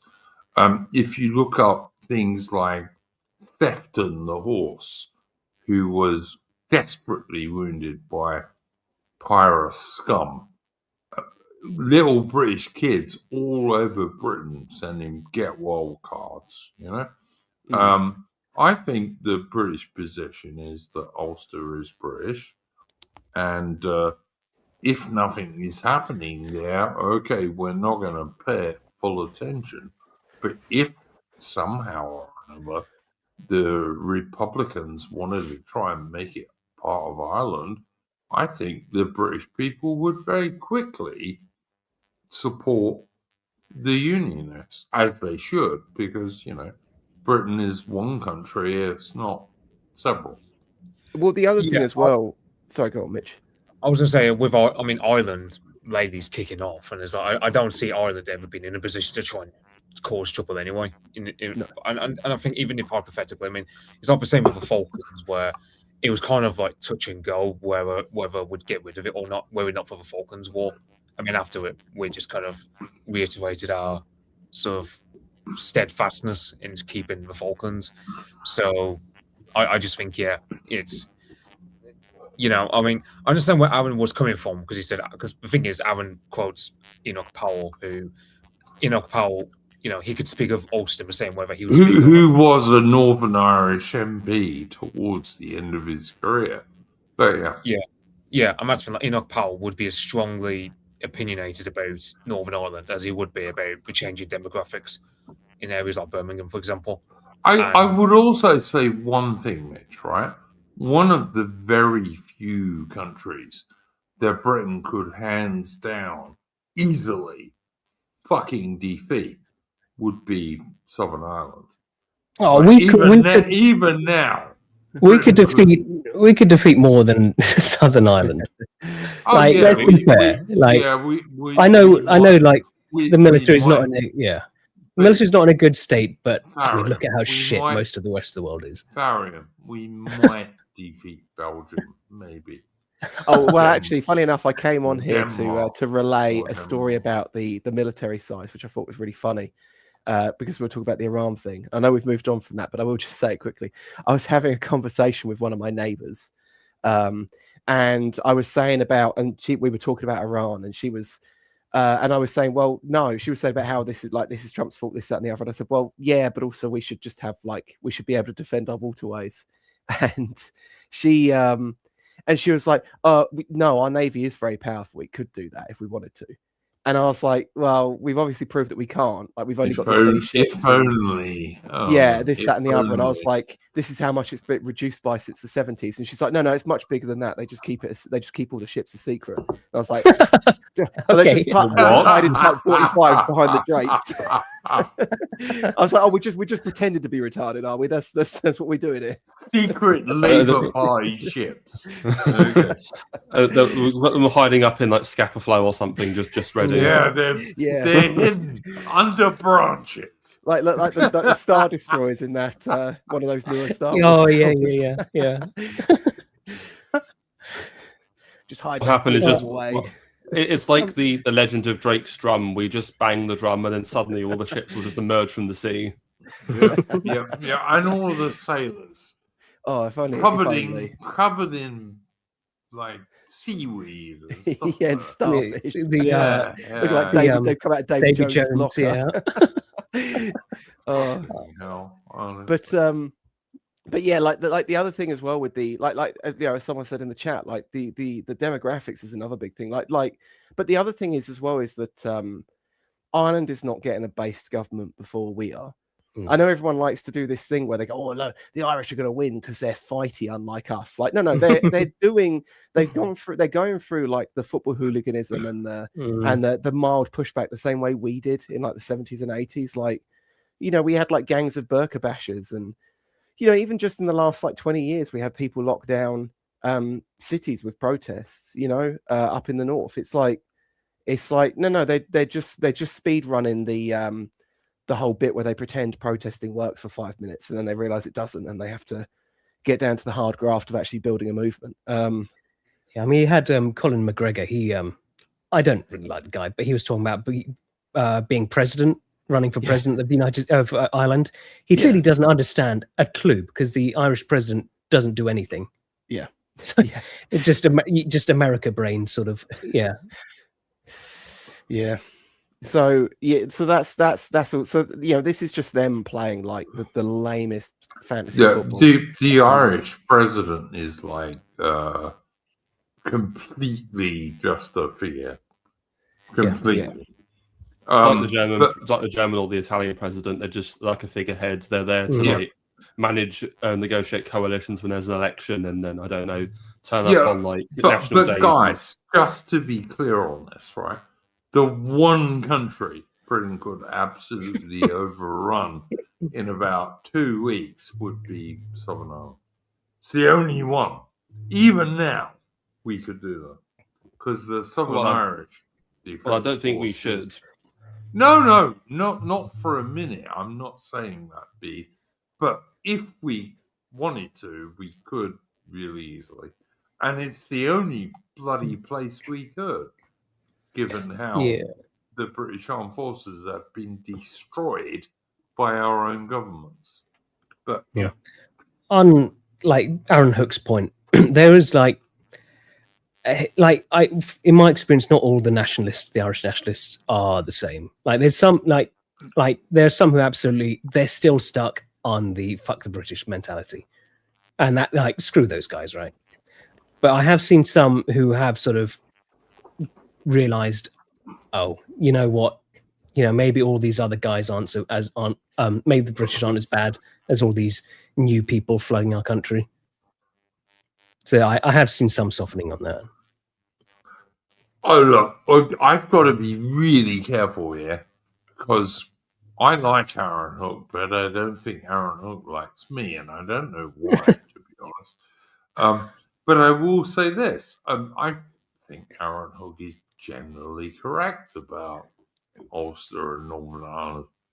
And like I said, I'd fight a war over any British territory that someone wanted to take over, be it the Crown bases on Cyprus or Gibraltar or the Falkland Islands or Ulster and Northern Ireland. Any way you like.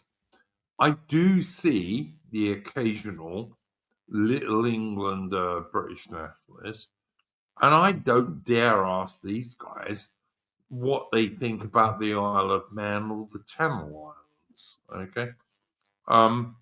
Which, of course, I would fight for. But in general, I agree with Aaron. I think he's right. And I do see some Little Englander types, and they are Little Englander types, who say, oh no, we don't really care about Northern Ireland. You have that. So long as we get England. Well, I'm sorry. I don't want England to be Denmark, which is what the Little Englander types want. They want England to be like Denmark. Like a tiny little place with no power whatsoever. That is not my vision for the country that I adore and love and am part of. But yeah, I don't think it would be that bad. I mean, the power of the empire was always England, primarily. no, to be fair for him, it was England, Scotland, Wales, and Northern Ireland together. It was. Yeah. It was. Yeah, It was. on paper, yeah. Not even on paper, in reality, in terms of manpower, in terms of your good captains of ships, in terms of where your ships were built, where your munitions were made. Don't be silly, Mariam, all right? Listen, I'm an Englishman, and I love England, but I've lived in Scotland, and I've travelled in Wales and Northern Ireland, and I would never denigrate any of those peoples. They're just as much British as I am. No, I have no problem with them, but I'm just saying, I'd love to be friends with them. I like them, except for the ones who just twats about us. But yeah, the guys who listen, and Scott Nats who want Somalians in and Brits out. Well, fuck them. The Welsh Nats who want Pakistanis in and Welsh Brits out. Fuck them. Of course. I mean, that goes without saying, But like Scotland or Wales, they'd have never been an empire without us. But they made a big contribution to our empire. Yeah. And they did. They did. Yeah. Like an important and big one. Not only in terms of troops, but commanders, and also a lot of technology and industry and all the rest of it. Yeah. All right. That's all I'm trying to say. Did Jeets contribute to the empire as well from India? They were present. The only victories we had were because of Indians. Yeah. No, yeah. they almost always, they almost always ran away or didn't charge home because they were scared of the enemy. And the British regiment, which was always in their brigades, they did. And the only foreign guys who did follow the British regiment would have been the Gurkhas. Nobody else did. The Indians were pretty cowardly for the most part. Which is weird because the Indians, with their whole reincarnation stuff, they've got they don't value their own lives much because they think they just sort of have an opinion. Oh, if I get hit by a train, well, it doesn't matter. I'll be reincarnated. They didn't like bayonets. Right? Yeah, but you think they'd be a bit more. Yeah, bayonets, right in war, but Kyber knives. They used to scare them, Yeah, jumping under a juggernaut though. That's that great. Couldn't be happy with that. That's good. Although a juggernaut, I think, has some kind of Indian connotation. Yeah. If I think about it, you know what they were, right? The juggernauts. Yeah, like giant vehicles on wheels. Yeah, and it was just like the trains. I think the trains are the modern day juggernaut. You just wow, a big thing rolling towards me. Let me lie down. No. Surely what Amman deals with these big, enormous trucks, they're the modern day juggernaut, aren't they? They're not as big as a train, though, are they? I mean, I don't know what it is with Indians and trains, but they just love getting smushed. I don't like. Well, they all ride on the outside of them for one thing, because that way they don't have to pay. So yeah, there's that. I saw. There's been the casting for the new Harry Potter. It's a bit more diverse this time, and I did see one meme of someone they'd done that with the Hogwarts Express, just Indians all hanging off it, just a horde of Indians. What a surprise! Black Snape. Yeah, but it's like, I mean, the thing with the getting smushed by the trains. I mean, it's like it's like we've literally reinvented their god for them. We built the steel, the metal juggernauts and brought them to their land for them. Goes faster than ever. Wow. This is a powerful god we've got here. Yeah. Duke. Oh, that's our stream now. We can get away with whatever we want now. Oh, he's back. Oh, it's too late.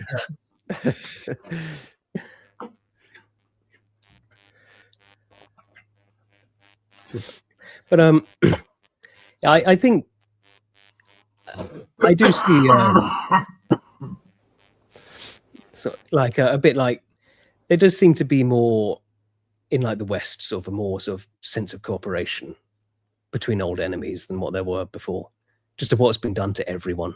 Like no one's been spared from the stuff we've had. Yeah. Yeah, well, it's like I mean, it's like you get with the white flight and the black flight now in all the sort of provincial towns.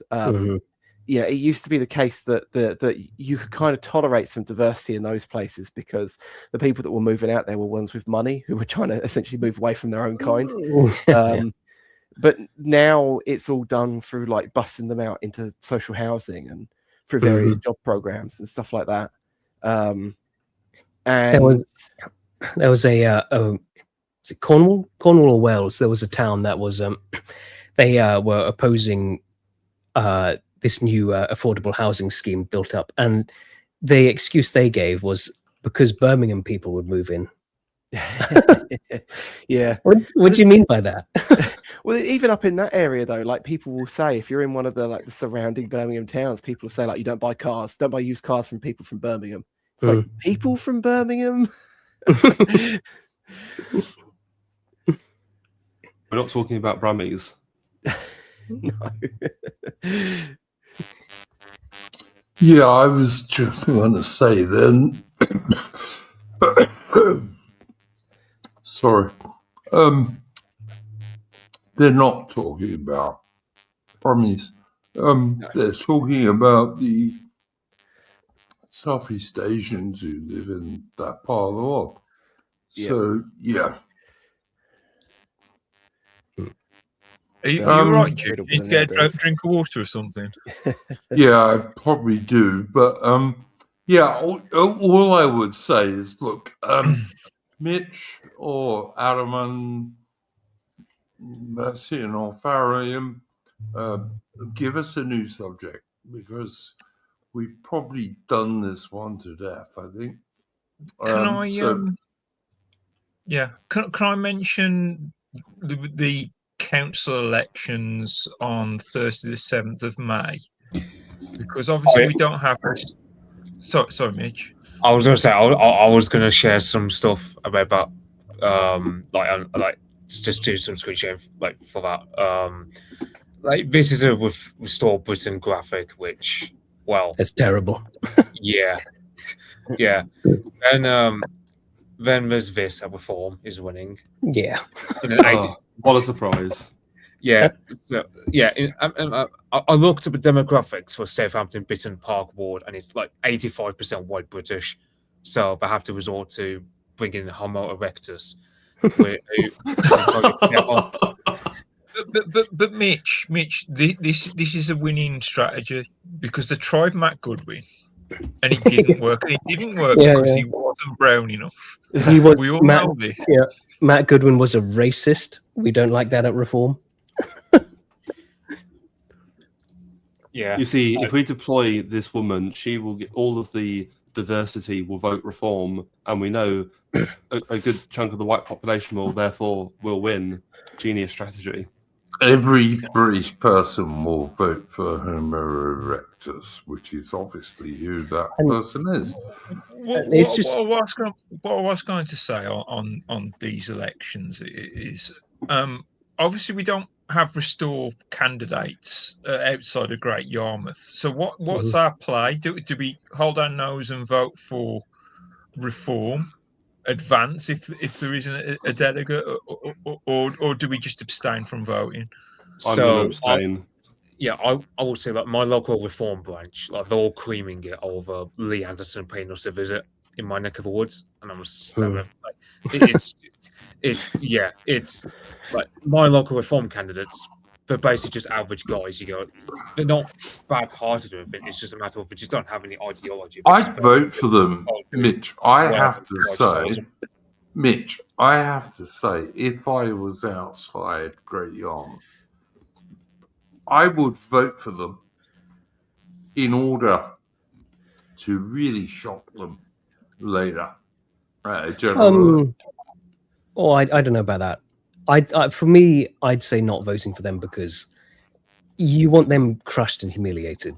Reform needs, and you like a good successful reform election is not going to help us.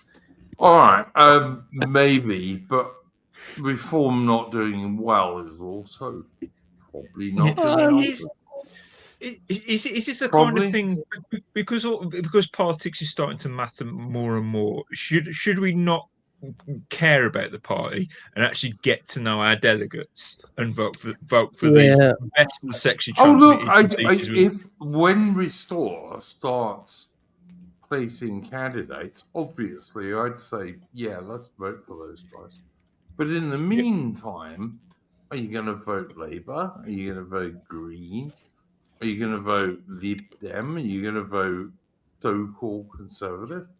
No. Yeah, I don't think so. The thing I will say, like with Reform, I've been running apps. Like I've played the devil's advocate on some of Reform's candidates, like the Greek fella, and I thought, because you got that the BNP, they got into trouble for having like a whites-only membership. You can only imagine what the judges will say if, like, let's say, Restore Britain were to running like 100% white British candidates in a local election or whatever. Like you can imagine, someone would cry wolf, call us racist, and we'd just lose shitloads of money in court cases. But it hasn't happened, Mitch. It hasn't happened yet, and I think we have to wait until it does. Yeah, but I don't want to risk court cases where you're just going to lose. Yeah, it's not just that. Like, even if you do win, it just costs you loads of money. Am I just doing a? Yeah. No, I get it, but I mean, also, if you get a Restore Britain government, you change the damn law, so it's not but we're talking about before a Restore Britain given. Like, we're talking about facts here and now with the Labour government, with all the judges. I am not going to give Restore Britain carte blanche to have people like the Sri Lankan Muslim, who is the deputy leader of Reform UK. Not going to do that. That's my view. I really can't see them getting any senior positions, but I'm with Mitch, and just we shouldn't spurg out too hard about I don't think we should either, but I don't think we should even talk about it, to be honest. It's like the other thing is, as you can see, like the Tories also run like a bloody Korean woman in like a part of Manchester that's like 82% white, we're doing the whole look at foreigners know what true freedom is. Like, foreigners are the true conservatives. That's what they keep doing. Of course. The reason I'm asking about, like, should we research all the candidates regardless of party is how much does the whip affect councillors? I will say anecdotally, like, the councillors near me, they're all just guys in suits. Like, they just do what the party tells them. I know, not like us. We're not like us, where we have actual political frame of mind. These guys are just average guys that plucked from the street, like taxi drivers, and I agree with that. But, like, how much autonomy do they have from the party, or you know what I mean? Do you know what I mean? It's sort of like, I feel like I will say, in the case of reform, they were sending their leaflets back in the last local election. There was no party whip. The councillors vote as they see fit. So all this stuff is worth bearing in mind because, like, in potentially you could have a Green councillor that is actually fairly based in other areas. Yeah. I mean, I'd have no problem with that. I wouldn't bank on it, guys. To be honest, I wouldn't bank on it. But I mean, what I'm the trying to say to theoretical one, people is, but isn't this election that if we care about our local councils, and okay, we don't have any restored candidates outside of Great Yarmouth. Not a lot we can do about that. We've got two choices: we either abstain, or we pick the best of sexually transmitted diseases, and the only way to know that is to know the councillors. Yeah. I mean, because I think this is beyond party politics at that stage. I think you're right. I think, I mean, I think our politics. You pick the best guy that you can see. I think, and I guess he would be either a Reform or maybe a Tory. And that's fine. I don't. Is this strategic voting we're advocating for here? Yeah, it's not, I don't think that's going to do anything bad at the local elections, Adam. I mean, the local councils, they can't do much serious change because they get orders from Westminster about everything they've got to 100 do. So I mean, I would, I think reform underperforming is the best thing for us. But I mean, Connor Tomlinson, he has said apparently there are some people running for reform candidates who are actually planning on defecting once they get in.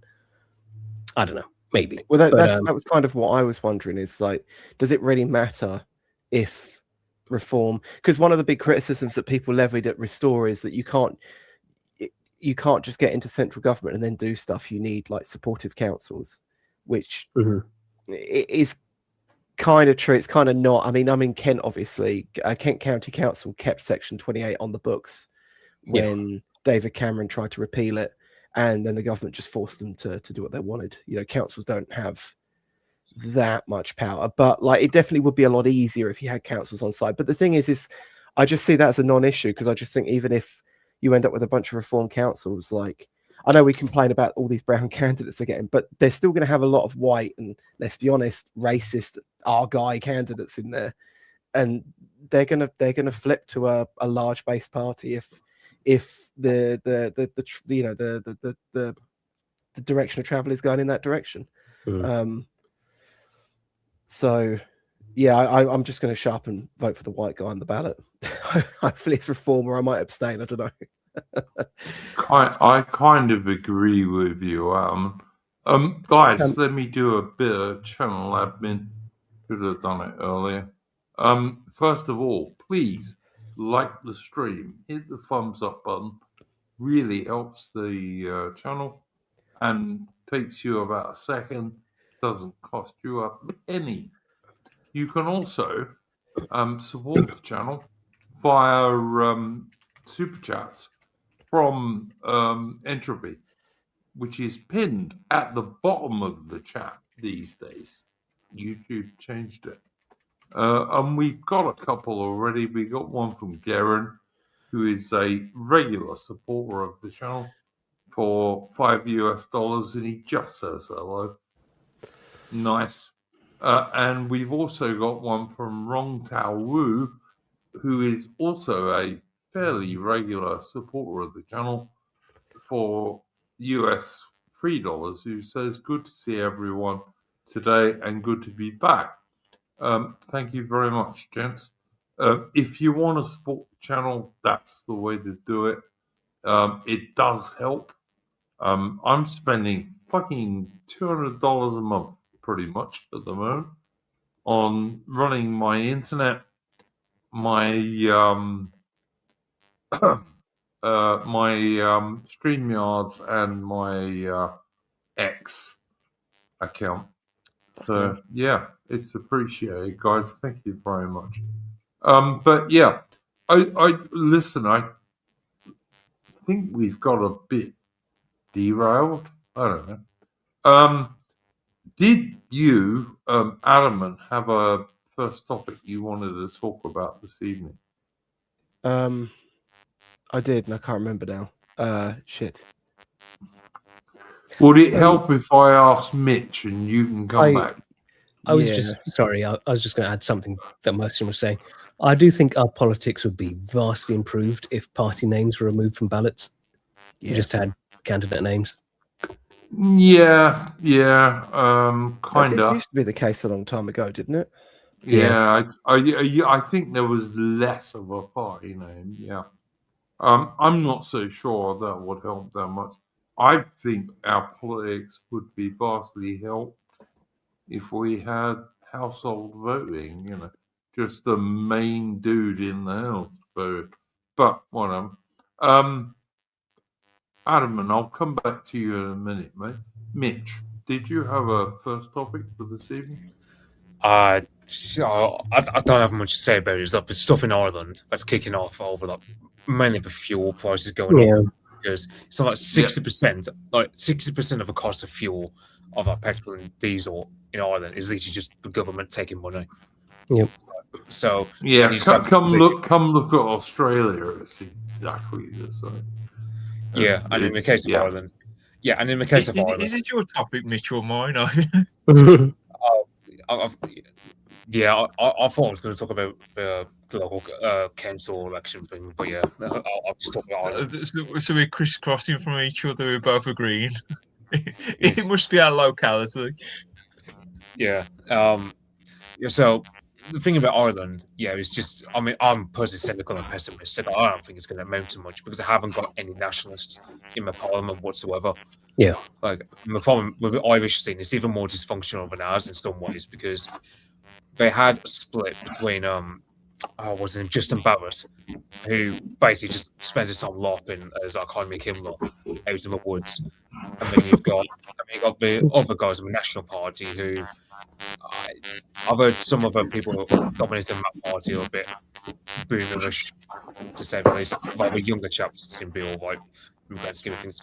But it's worth noting the National Party ain't exactly our friends because they consider Ulster to be part of their country, and well, that complicates things. But yeah, I just don't think these protests will amount to much. I would just say, I would just say, Mitch, and I hope Aaron Hook listens to this. Northern Ireland and Ulster are British, and I would go to war with the Republic of Ireland any time to keep them British. Any time. And I hope Aaron Hook listens to this because, like, I did 2 tours in Northern Ireland, all right, with the British Army. Fuck this shit. Northern Ireland and Ulster are British. They'll always be British.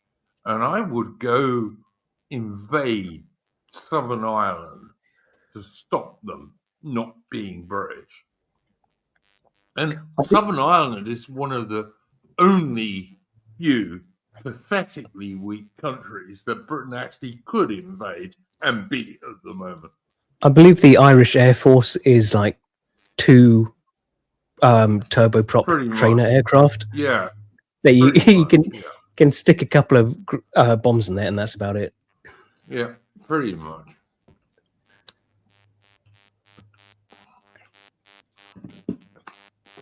But for some reason, Aaron doesn't think I want to keep Ulster and Northern Ireland British. And well, yeah, let's not keep hammering at him because he's not here to defend himself. So, well, no, I did invite him on.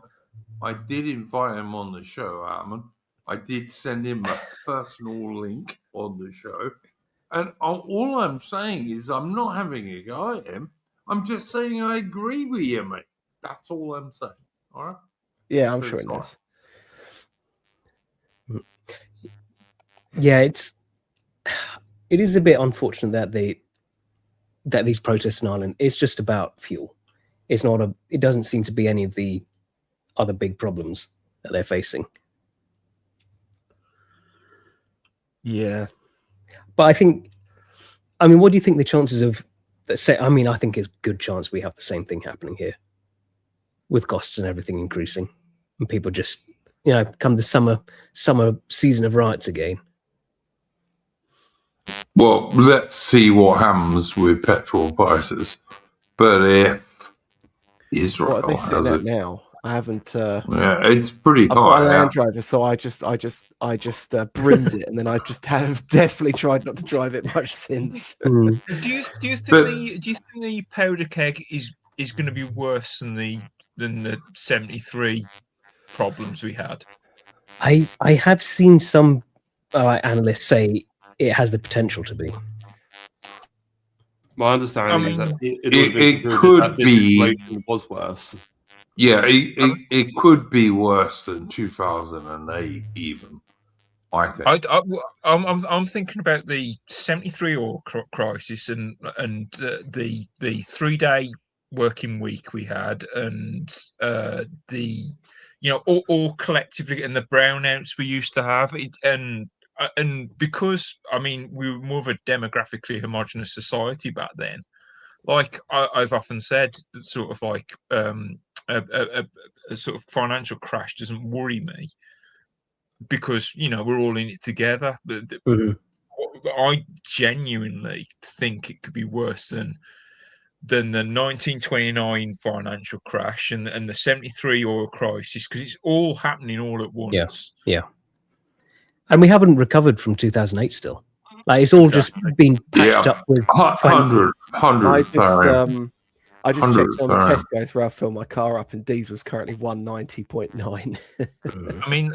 I mean, the next thing is the client lockdowns and the 3-day working week. It's the stars are aligning on this apocalyptic. I'm not saying it will happen. I mean, you know what it's like making predictions in politics. It will help restore Britain, in my view, if this happens. But yeah, it's entirely possible that most of the world goes into a recession over this bullshit in the Middle East. Entirely possible. And again, that would further cement just America's loss and this.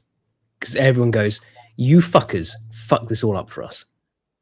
Because you just wanted to be Israel's bitch. So, yeah. I think even increasing numbers of Americans are looking at this. I know, but I know, but like it's like they're stuck in like, what do they do? Like, what good options do they have? Unfortunately for them. Well, I mean, let's be honest. I mean, it's the enormous amount of money that are sloshing around in the American Congress and in the House of Representatives.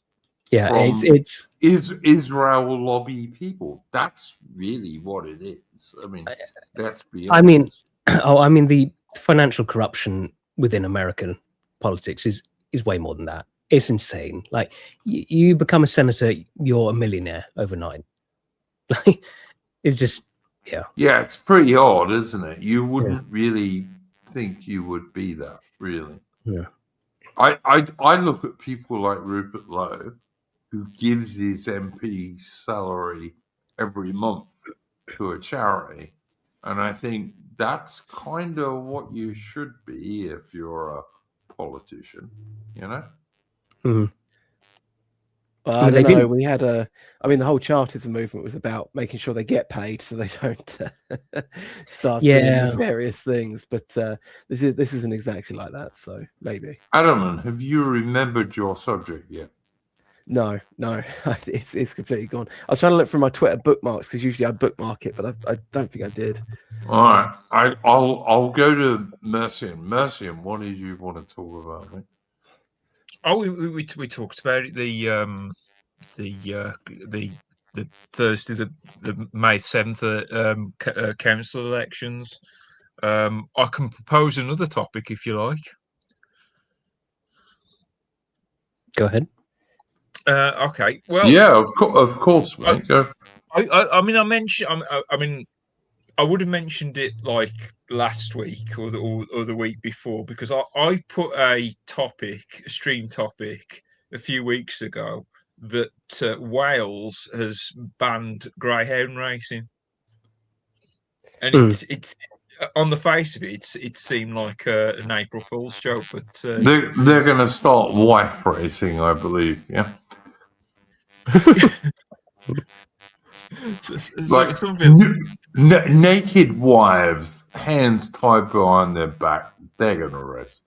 They don't have hands. That'll be more popular. That'll be more popular. They've got hooves, not hands, though. The Welsh wives. Oh, come on. Wales is a manly country where men are men and the sheep look worried. Stop it. Stop it. Oh, dear me. Stay away from the cliffs, gentlemen. But by the way, guys, one of my grandfathers was Welsh, so I can tell that joke. Okay. Yeah, and it's just a joke anyway.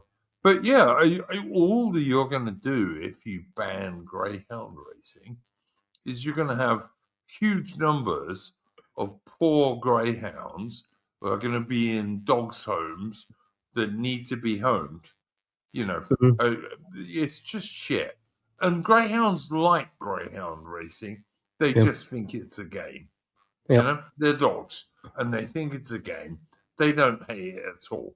Now, are there some bad greyhound trainers? Yes, there are. And those people, as far as I'm concerned, should be prosecuted with the full force of the law. But people who just raise greyhounds and race them and treat them nicely, they're not doing anything bad to those dogs. What is the problem with these fucking people? Well, I wonder, are they getting this from people like Peter or something? Because the most of the greyhounds love it, like you say. They think it's a game. I mean, running for dogs it's really good exercise, really good for greyhounds. It's like psychologically, fitness, everything about greyhound racing. There's nothing detrimental. I mean, if you see greyhounds before they race, they are having the time of their lives because they know. Absolutely, Mercian. And if you can adopt an ex-racing greyhound, and they're usually really, really good dogs, really nice, good dogs. And so long as that happens, so that when they get too slow for racing, that people can adopt them as pets. That's fine as far as I'm concerned. Yeah, and then the secondary elements to this. You think about all the greyhound tracks that now have to close down, all the people that worked at the greyhound tracks, all the greyhound keepers, all this money coming out of the economy now because these are there's economic factors to this. These are people's livelihoods. And, there's actually a greyhound breeding kennel not far from where I am, and they mostly train racing dogs, and they are some of the most pampered dogs out there. But that place is big and it hires a lot of people. So, do you think it might have something to do with the creeping anti-dog push we've seen coming into places from to the people of peace? Yeah, it's very weird how that's just people of peace. Farron, you mean the people of pieces, of course. But yeah. Because the Green Party I think they want a license on dogs, don't they? It's one of their policies. That everyone needs to get a license to own a dog. It's scary how, because I know a lot of dog lovers that would be all for the Green Party. Yeah. I mean, they're just these sort of ordinary, nice, normie type people you're talking about. Yeah. Just want to be nice, Yeah. But wait till they're not allowed a dog in their street. because Mhm. there's not enough white British people in their street. So no, you can't have a dog, says Islam. Wait Well, for that. I mean, it's not just Islam as well. The funny enough, not to rail on them constantly, but the Jews get the asked about that stuff, though the dog ownership thing as well. But Yep. I mean, Peter Hitchens used to criticize. Was it the what agency was it he used to criticize? He used to say, oh, they didn't want to piss off like the cat owners. The RSPB. And he's like, they didn't want to go down too hard on cat ownership because they didn't want to. Yeah. And cats are a nightmare for birds. Yeah. Yeah, like absolute genocide machine of the bird population. But Adam and Farim, I used to be a member of the RSPB many moons ago when I was a teenager, and you know what? Britain is the best country in Europe for birds. Yeah, it has more birds, better protected birds, and it's the only country in Europe where basically guys who don't have penises don't go out and shoot songbirds for hunting. You know, British guys don't do that. They shoot grouse and, you know, pheasants and shit like that, but they don't shoot like song thrushes or. But robins. like you yourself have said, like, you know, why do organizations like the RSPB turn a blind eye to like wind farms and stuff like that? It's because there's like, you know, there's a Venn diagram of supporters across different causes, and they know what side their bread's buttered on. But like we can criticize them for the hypocrisy, but you know, at least they've got some political instincts and they understand that they've got to play a certain game and they don't want to tread on certain people's toes. Whereas the Green Party don't seem to. You know, everyone that seems to be acting on the right, like the Green Party, some like monster of political instincts, but they just seem to be like not completely retarded, and that just seems to have gotten them as far as it has. They're just mostly retarded, not completely. Yeah. They've done the whole thing where they've come out and they've said, well, they've come out. I mean, we were saying about Birmingham car salespeople earlier, but like they've come out and they said they want to reduce motorway speed limits to like 55. Like the Rubber Diggy Rapids fucking Audi A5 owners are not going to like that. Yeah, I was about to talk to this. I actually want to print off a manifesto. Anyone I know who wants to vote the Green Party, because I think there's a lot of frustrated people that think that Green Party are anti-social. Maybe they are, but I want to go through everyone and sort of say which policy in particular do you agree with in this party, or are you just doing it for social clout? Yeah, because I don't think the masses agree with anything the Greens want to put forward. Yeah. On British motorways, I generally drove, I don't know, 85, 90, because that seemed reasonable, and I just keep a very strong eye on my rear mirror in case there was a scumbag cop. Yeah, I don't get that. I mean, 70 is too slow, to be honest. Should be 90. But how does that help green stuff at all, really? Well, I don't know. I mean, I agree that 70 is too slow. I quote Craig Campbell, a Canadian comedian, when he was asked, "What do you think the speed limit on British motorways is?" He was like, "I don't know, 120." 70? Well, fuck me. I support the German idea of autobahns, you know. Go as fast it used to be that way when the motorways were first introduced into this country, and it was actually a Shelby Cobra that went really fast on the motorways, and then everyone, we can't go too fast. And it's in this country there's always a particular make of car that starts problems for us, and it was the Shelby Cobra that brought in speed limits. And by the way, speed limits in this country are based on the capabilities of a Ford Anglia, and they want to make it slower than that. And the Ford Anglia was one of the worst British cars ever made. But yeah. Yeah, they Terrible. might still be onto one though, because obviously with demographic change, the driving standards have decreased, even if the cars themselves have gotten better. Yeah. Yeah.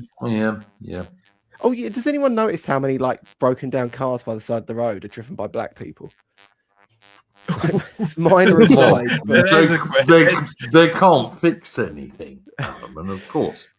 I saw there's a junction near me on the dual carriageway, and it's like it's got an entrance to it's got a slip road onto and then one off, so that like the lane carries on for a bit, and then right in the sort of slow lane, so it's like causing complete chaos between these two junctions, is this white Range Rover with the bonnet up just in the dual carriageway.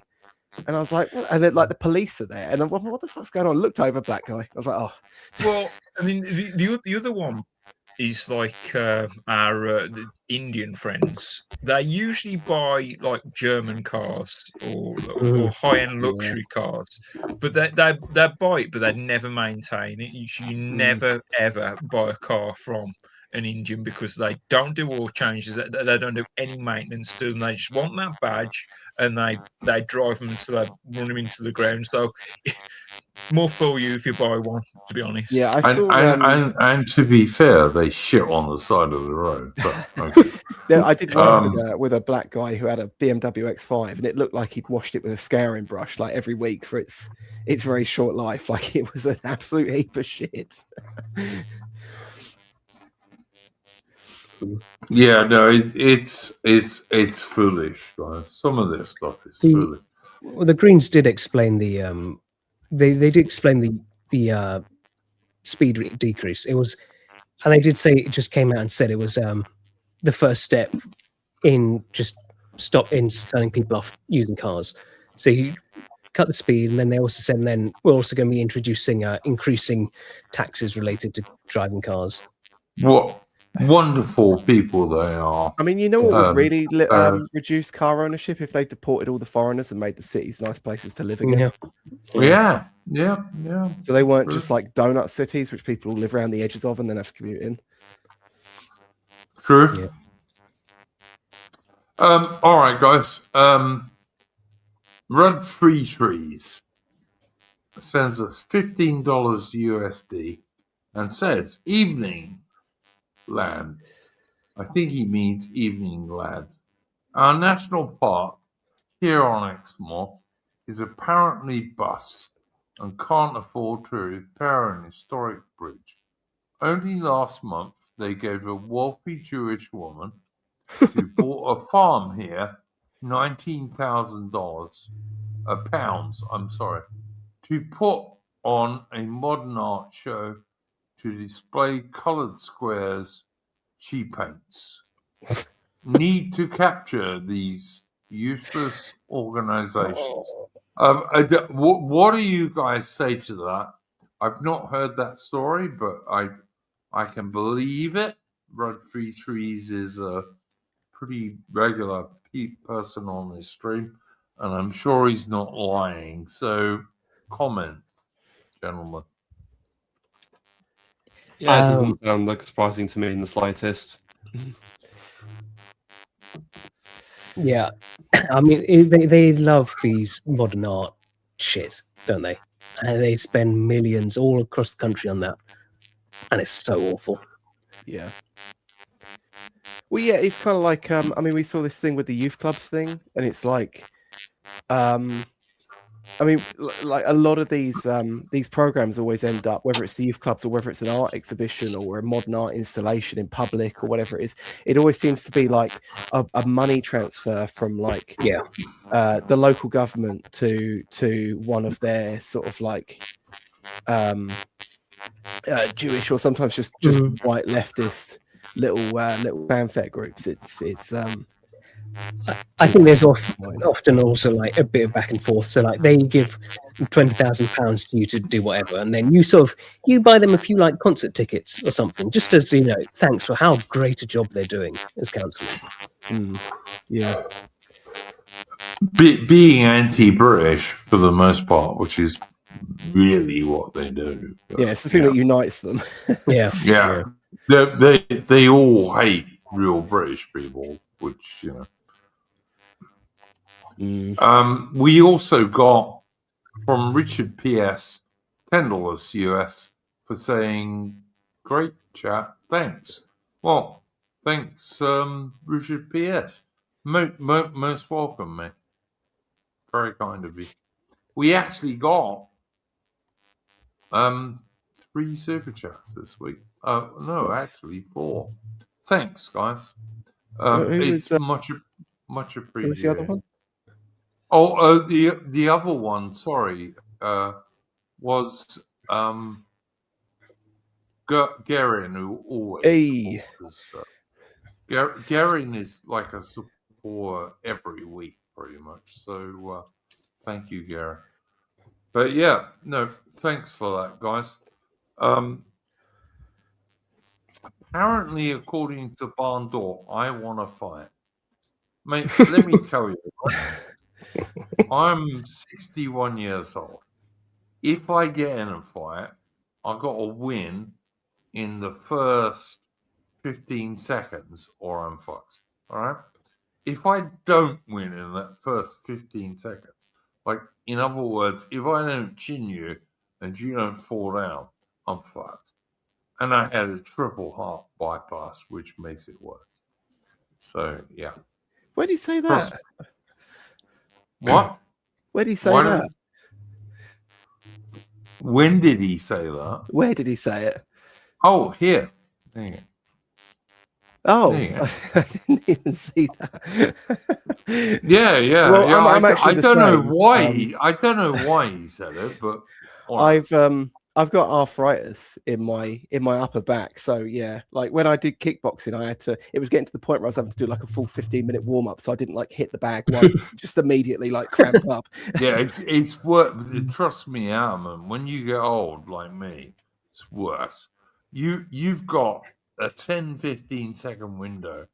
If you get in a street fight, you got to win in that 10-15 second window. Because if you don't, you're fucked. Yeah. You're just fucked. And my dad told me this many, many years ago, and I wasn't sure what he meant. Now I do know. My my Zweihander arrived yesterday, so that's what I'm going to be fighting you with. Oh, fantastic! Yeah, I have to tell you, Barry, right? I don't normally walk around with a sword. Oh, really? Good on you. Good on Oh, you. you know what? You know what's a real shame that it's illegal is those sword canes. You know, it looks like a cane, but with a sword in. Yeah, Farium, I am not criticizing swords, right? I think an Englishman should be able to walk around with a sword. They used to be able to in the Elizabethan days. But But in the Victorian days, an Englishman could walk around with a pistol. Read Sherlock Holmes. A few weeks ago, I don't know, maybe it was a month or two ago, I posted a video. Do you all know Ross Noble, the comedian? He does a lot of improv stuff. And this clip, he basically picked up someone in the audience who basically had an axe walking stick, and the worst bit is it belonged to a 10-year-old girl. It had a pink braid on it. And all I was thinking was like, is Ross, you're going around making fun of this? Do you really not understand why this 10-year-old girl has got an axe walking stick? A good old like shillelagh type stick. That's a big help in a fight. Just like an ordinary stick. That Tharium, that's a big walking stick with a huge end on it. Yeah, it's a bit like a Zulu knob carry. Like it'll brain you, for fuck's sake. Yeah, are we going to do the Splendid Isolation Battle Royale on Bracy Island? Yeah, I mean, and the good thing, like with like anything like a walking stick, is that it is legitimate medical aid, and they're like you're not allowed to press people about this sort of stuff. Like you could, you could just say, oh, I've I sprained my ankle or something. Doctor said I should use a walking stick for a bit. Well, Yeah. you pushed back on me. Was it you who pushed back on me this Saturday? I said, well, we could use it as like a bow staff if you got one strong enough. Let me just point out that Evola's sunglasses points out that Greyhound racing contributes £2.5 billion to the UK economy, which I can believe. I guess the gambling and stuff, my major deal with banning Greyhound racing in Wales would be that all it's going to do is leave many hundreds of poor fucking greyhounds in Wales who are going to need adopting. And I love dogs, so that's my. It's really ill considered, and I wonder, as we alluded to earlier, I wonder whose masters came up with it and what their motivation. I will only support it, right, if all the dogs get good homes and they bring in nude Welsh wife racing instead. Right? That's the only way. Then I'll support. But they have to get all the dogs good homes. Well, I don't mind bringing in laws to clamp down on bad trainers. Yeah, absolutely. If you're being cruel to your dogs, you should get a big heavy fine or even go to jail. 100%, Mercy. 100%. But you don't need to ban the sport. No, I think a lot of good can come from it. Again, 2 reasons: greyhounds love it. 2.5 billion to the UK economy. Okay, well, we don't need that 2.5 billion. I'll tell you what. Loads of jobs. I know, for example, because we do greyhound racing in Australia. Many of the people who work with the greyhounds are girls because they like dogs. Yeah.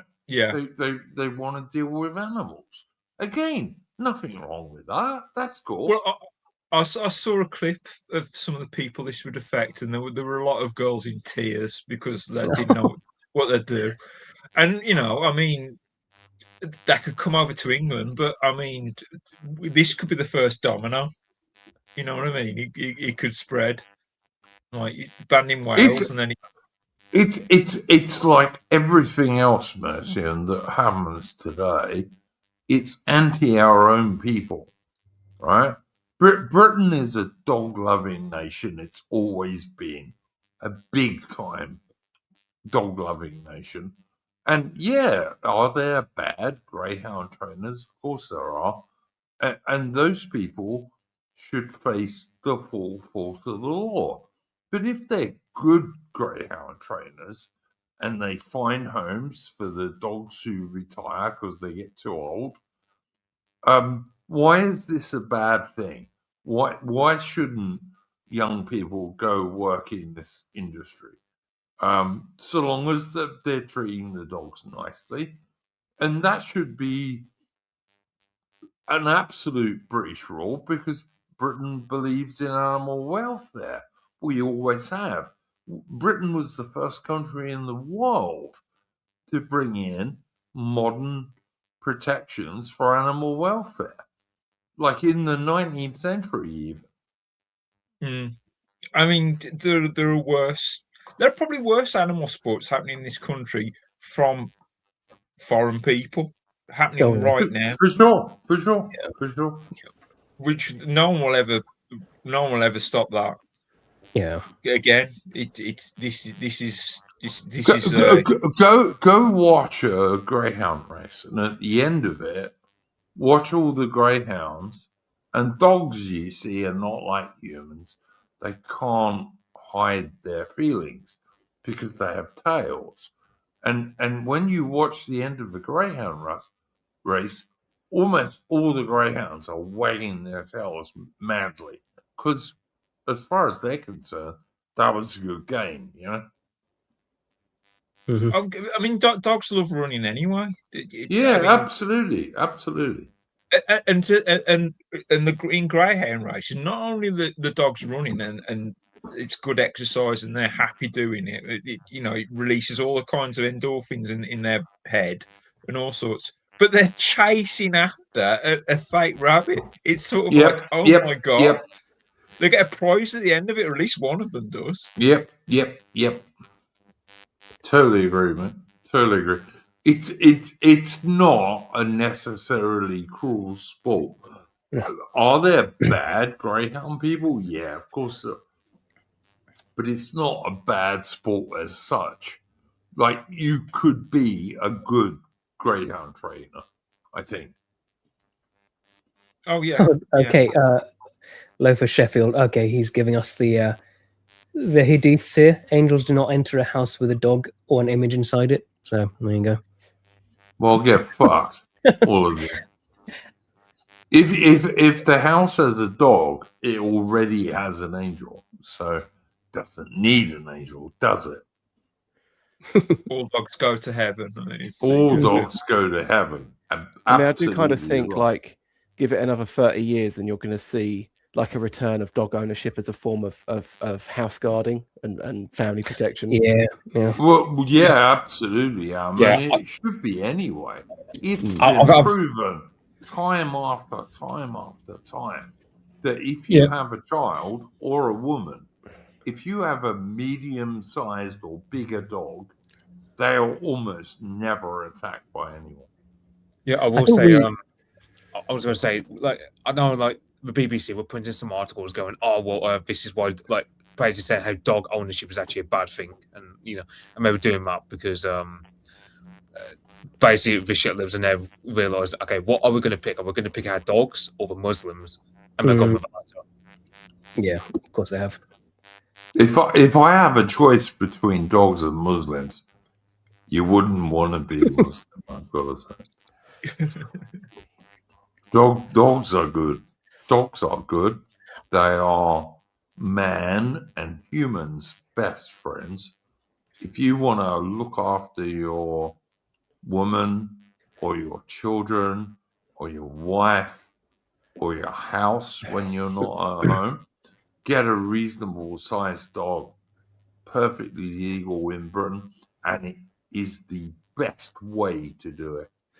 I was even a relatively mild dog who won't bite you. Most bad people won't interfere with them because they make too much noise and they get in the way. Here's a thought I've been having because I'm getting more and more cynical about everything as I get older. Do you think the gun laws were proposed way before Dunblane and they were waiting and hoping for a Dunblane to happen? Oh, I'm sure. Yeah. Yep, 100%. Yeah, I agree. I agree with Tharium. They just wanted an excuse. Never let a tragedy go to waste. That's sort of the government's guiding policy with everything. Oh, there was a nutcase who killed some people. Let's ban it for everyone. Do you think they have a whole load of legislations though that they're waiting for a tragedy to bring about? Sure. They've had a Sure. Well, what they do is they propose like the same stupid policies, and they do them through like early day motions or and stuff like that, and they keep bringing them up like every time it comes back in the news cycle, a little more. It's like the thing where they keep talking about like having a curfew on men, the unambiguous men, and that sort of resurfaces like every couple of years, and but the thing with I was a bit surprised that they've done this big push on dogs before instead of just going for the wedge issue of horse racing. Because they could probably get like a sizable chunk of the population behind a ban on horse racing just by going after. But it won't. But that won't work. You see, because most British people don't really care all that much about horse racing, whereas most British people do have a dog. Well, that's what I'm getting at. I'm surprised why they didn't go after horse racing because Well, it's like an easier target. because of is it things like royal ascot and the aristocracy sort of getting Partly, behind horse yeah. racing? Well, but the thing is, though, Partly. if you go and look at the Ascot now, it's not as high class I, as it I, was. I, I know it's less royal family and more Cheshire, but Yeah. It's the gutter You- trash go to it now. It's awful. Yeah. Guys, it's Henley Raw Regatta, right? And I used to live near there. That is like, it's trash now compared to what it was even 15 years ago. I guess they'll It's- come it- for horse racing once the aristocracy's fully left it and just the trash is left. Yeah. But also, don't forget, the aristocracy still like dogs, you know, because you need your gun dogs and your But other dogs. greyhound racing is quite working class as well, isn't it? Oh, very much so. Very much so. Yeah. Yeah.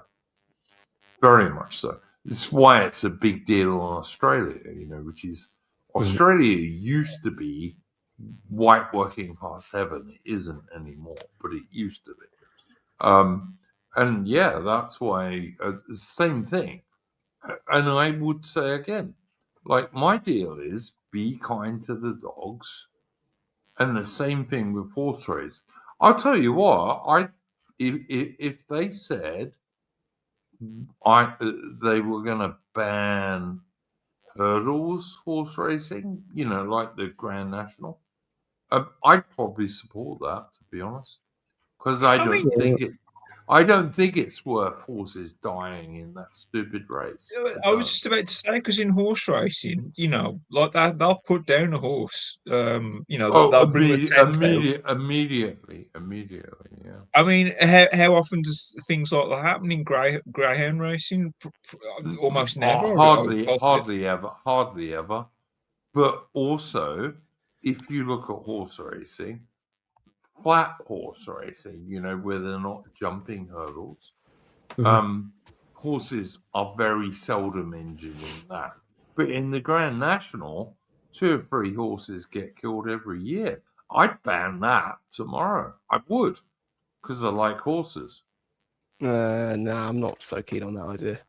Well, that's Adam, that's you, mate. I'm not. I think that. I mean, the thing is, all animals die pretty horrifically in the wild. I think them having the chance to be immortalized through us is actually pretty base. I'm not sure that the animals would appreciate. I mean, the horses love the racing, like the dogs. You know, these are hot-blooded thoroughbreds. Yes, they like the racing, but horses live for war. They live for the cavalry charge. Well, the worst part, I mean, I hate Adam. I'm taking the piss. Calm down. I know you're tired. I know you were, mate. I will say this. But horses don't love jumping ridiculously high. Yeah, I mean, we're talking about the trainers, and one of the things that I'd say horse trainers, you get worse horse trainers than dog trainers, because one of the things they do with the jumping is they'll put like a really caustic sort of nasty stuff on the horse's feet. So when they listen, what was his name? What was the name of that Yorkshire show jumper guy? I can't remember, from years and years ago. He got done because when he was training his show jumping horses, he used to go to the Olympics and all this. He would put hedgehog spines over the top of his fences, so that when the horse hit them, it ripped their leg.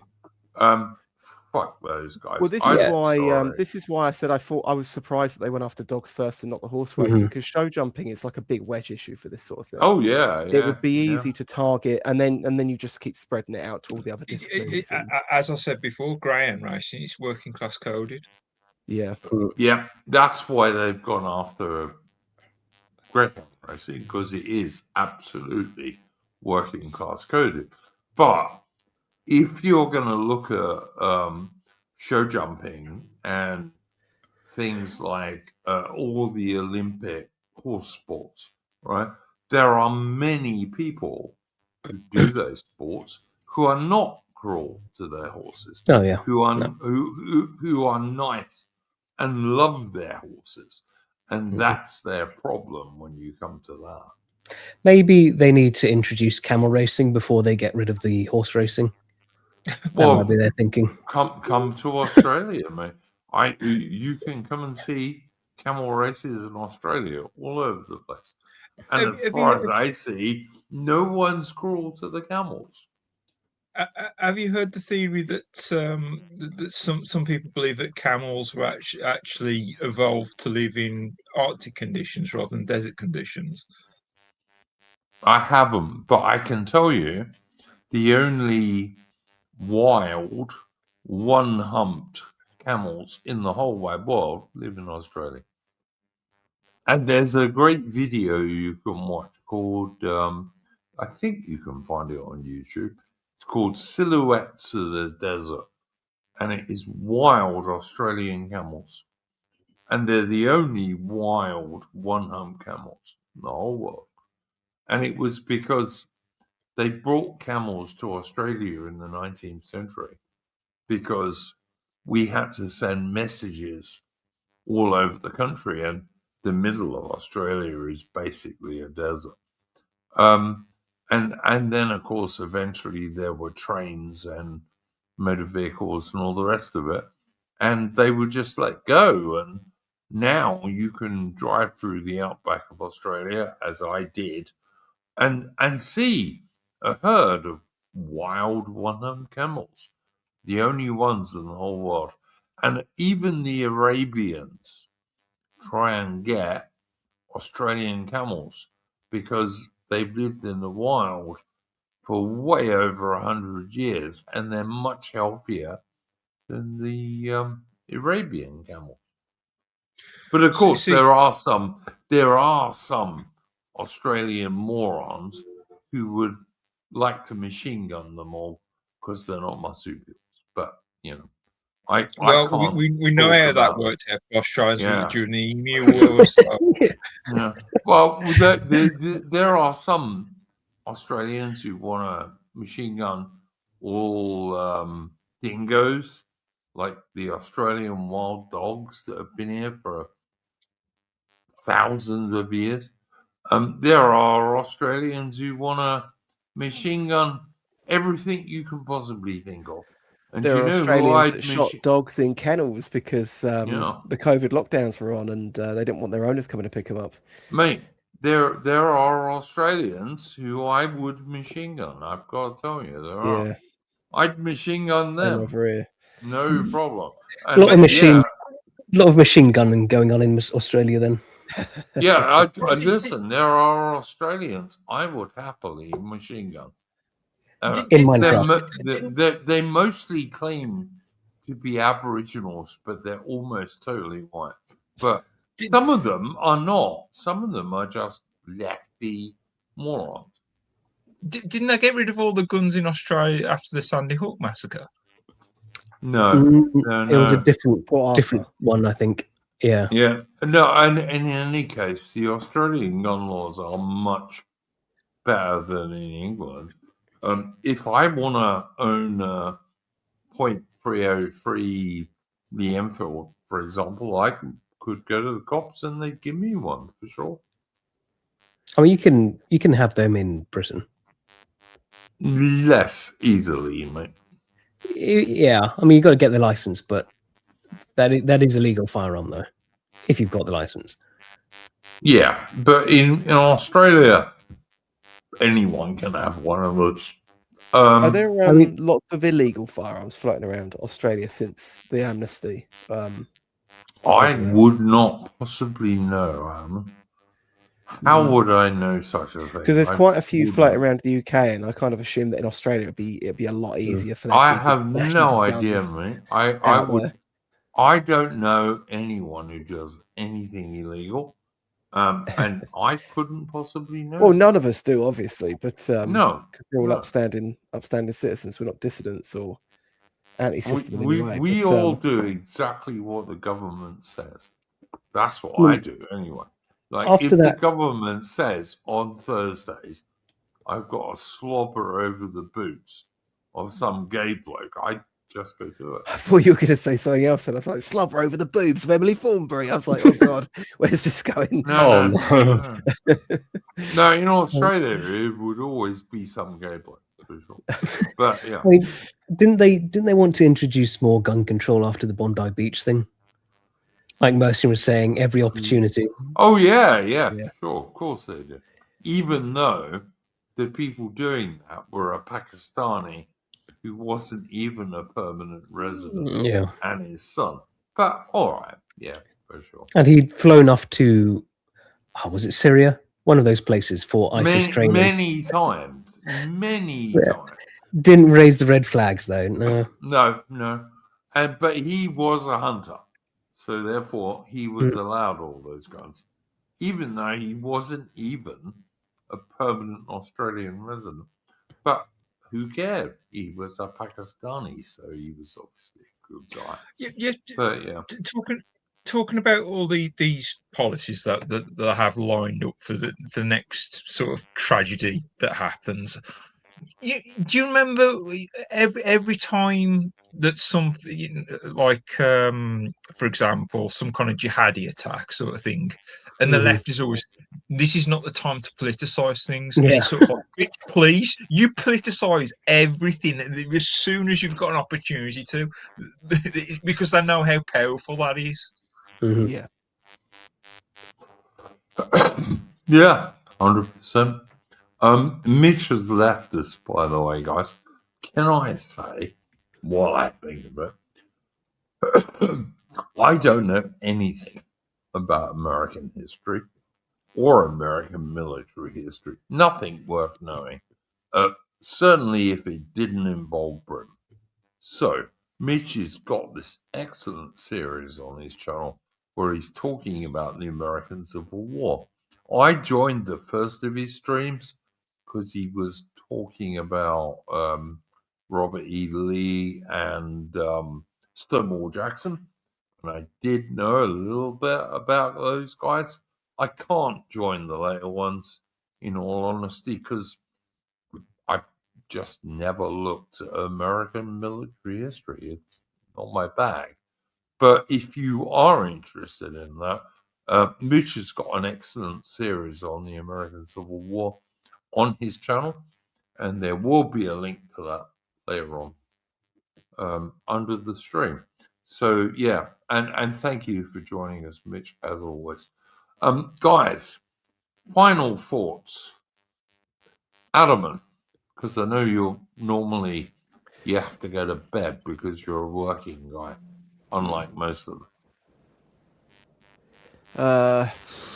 On anything in particular? Anything you like, mate. Anything you like. Fuck the government, hold the line. I don't think we have to worry about the Greens. What do you think about Restore? I mean, are you as big a Restore supporter? Well, yeah, I mean, I'm still in with it. I mean, one of the things I was actually gonna wanted to bring up, if the topic went there at all, was like, do we not worry about Rupert losing his seat in Great Yarmouth? I don't think he will. I don't think he will. From what he's I've heard, hugely popular. Yeah, the constituents there absolutely adore him. This is one of the best MPs they've ever had. Right. And I think that goes across the political spectrum, as I've heard. Yeah. Yeah, that's why I heard is that the people there think, yeah, he's great because they can like send him an email or go and see him when he does one of his surgeries, and he will always bring it up for them. Like he seems to be a really good guy. Whereas, like in Clacton, Farage never turns up to them. Like he doesn't give a shit. No, absolutely not. Big difference between Farage and Lowe. Lowe is hugely popular in his constituency because if people have a problem, like with the local school or the health service or the cops or something like that, Lowe will deal with it. Whereas, as you say, Farage is never there anyway. So, yeah. Yeah. Mercia, I mean, anything? what? Anything to say about this stream or some of this show? Well, anything you want, mate. Anything you want. Well, I'll just show my stream. So I believe we have Harry Robinson on Should do. on Tuesday. Yeah, Yeah. should be. Oh wow, man! That's a big deal to get. Yep. Good on you. Good Yeah, on you. he told me he should be able to make it, so hopefully we'll go get him. That'll be cool. That'll be cool. I'll definitely watch that, guys. I'm trying to get Jack on as well at the same time, but Jack's commuting it then. Well, you can always ask me for him, but you never do. So there we go. Mercy. Anything else other than plugging your stream? There'll be a link to your stream. No. I think we've wrapped up there from my point of view. Tharian, anything you want to plug, mate? Just that. Same with Mercian. All right. The only thing I'm going to plug is on Monday. Now, given she's a woman, right, this may or may not happen. But on Monday, according to Aubrey, he is going to do her part 2 quiz stream, which Tharium and Mercian, I don't think Ammon was on there, but hopefully he will be on this one. No, But, I'll be working. Oh, man. Well, there you go. You're a working man. That's all right. I'm semi-retired because I'm so old. But, also, Aaron Hook is the grand champion of Aubrey's quiz stream. He won by a long way, right? So he's going to be on defending his title. And you guys should come and watch that because it's kind of fun and it's not politics and we don't get all up about it. We just try and answer the questions. So there you go. I'll see if I can rig the questions. If I go on as a contestant, sort of like I wonder if I'm I going to tell take you Aaron. what, I'm You know gonna much do. about cars and music. 1970s cars. Yeah, go. Mercy, I'm going to do better this time because on the first stream, I had to keep muting myself. And what I didn't realize is if I was muted, I couldn't hit the buzz button. It didn't work. So, yeah. All right. I might do a bit better this time. We'll see. Anyway. But yeah, Aubrey's a nice all-American girl, and I hope her stream does well. But anyway, guys, thank you so much to Mitch and to Outman and to Tharium and Mercian and also to Beta Britannia. Wish we could have got Aaron on, but he's probably busy. But anyway, go well, guys, and don't let the bastards grind you down. Because we are going to win in the end, I suspect. Yeah, good night all.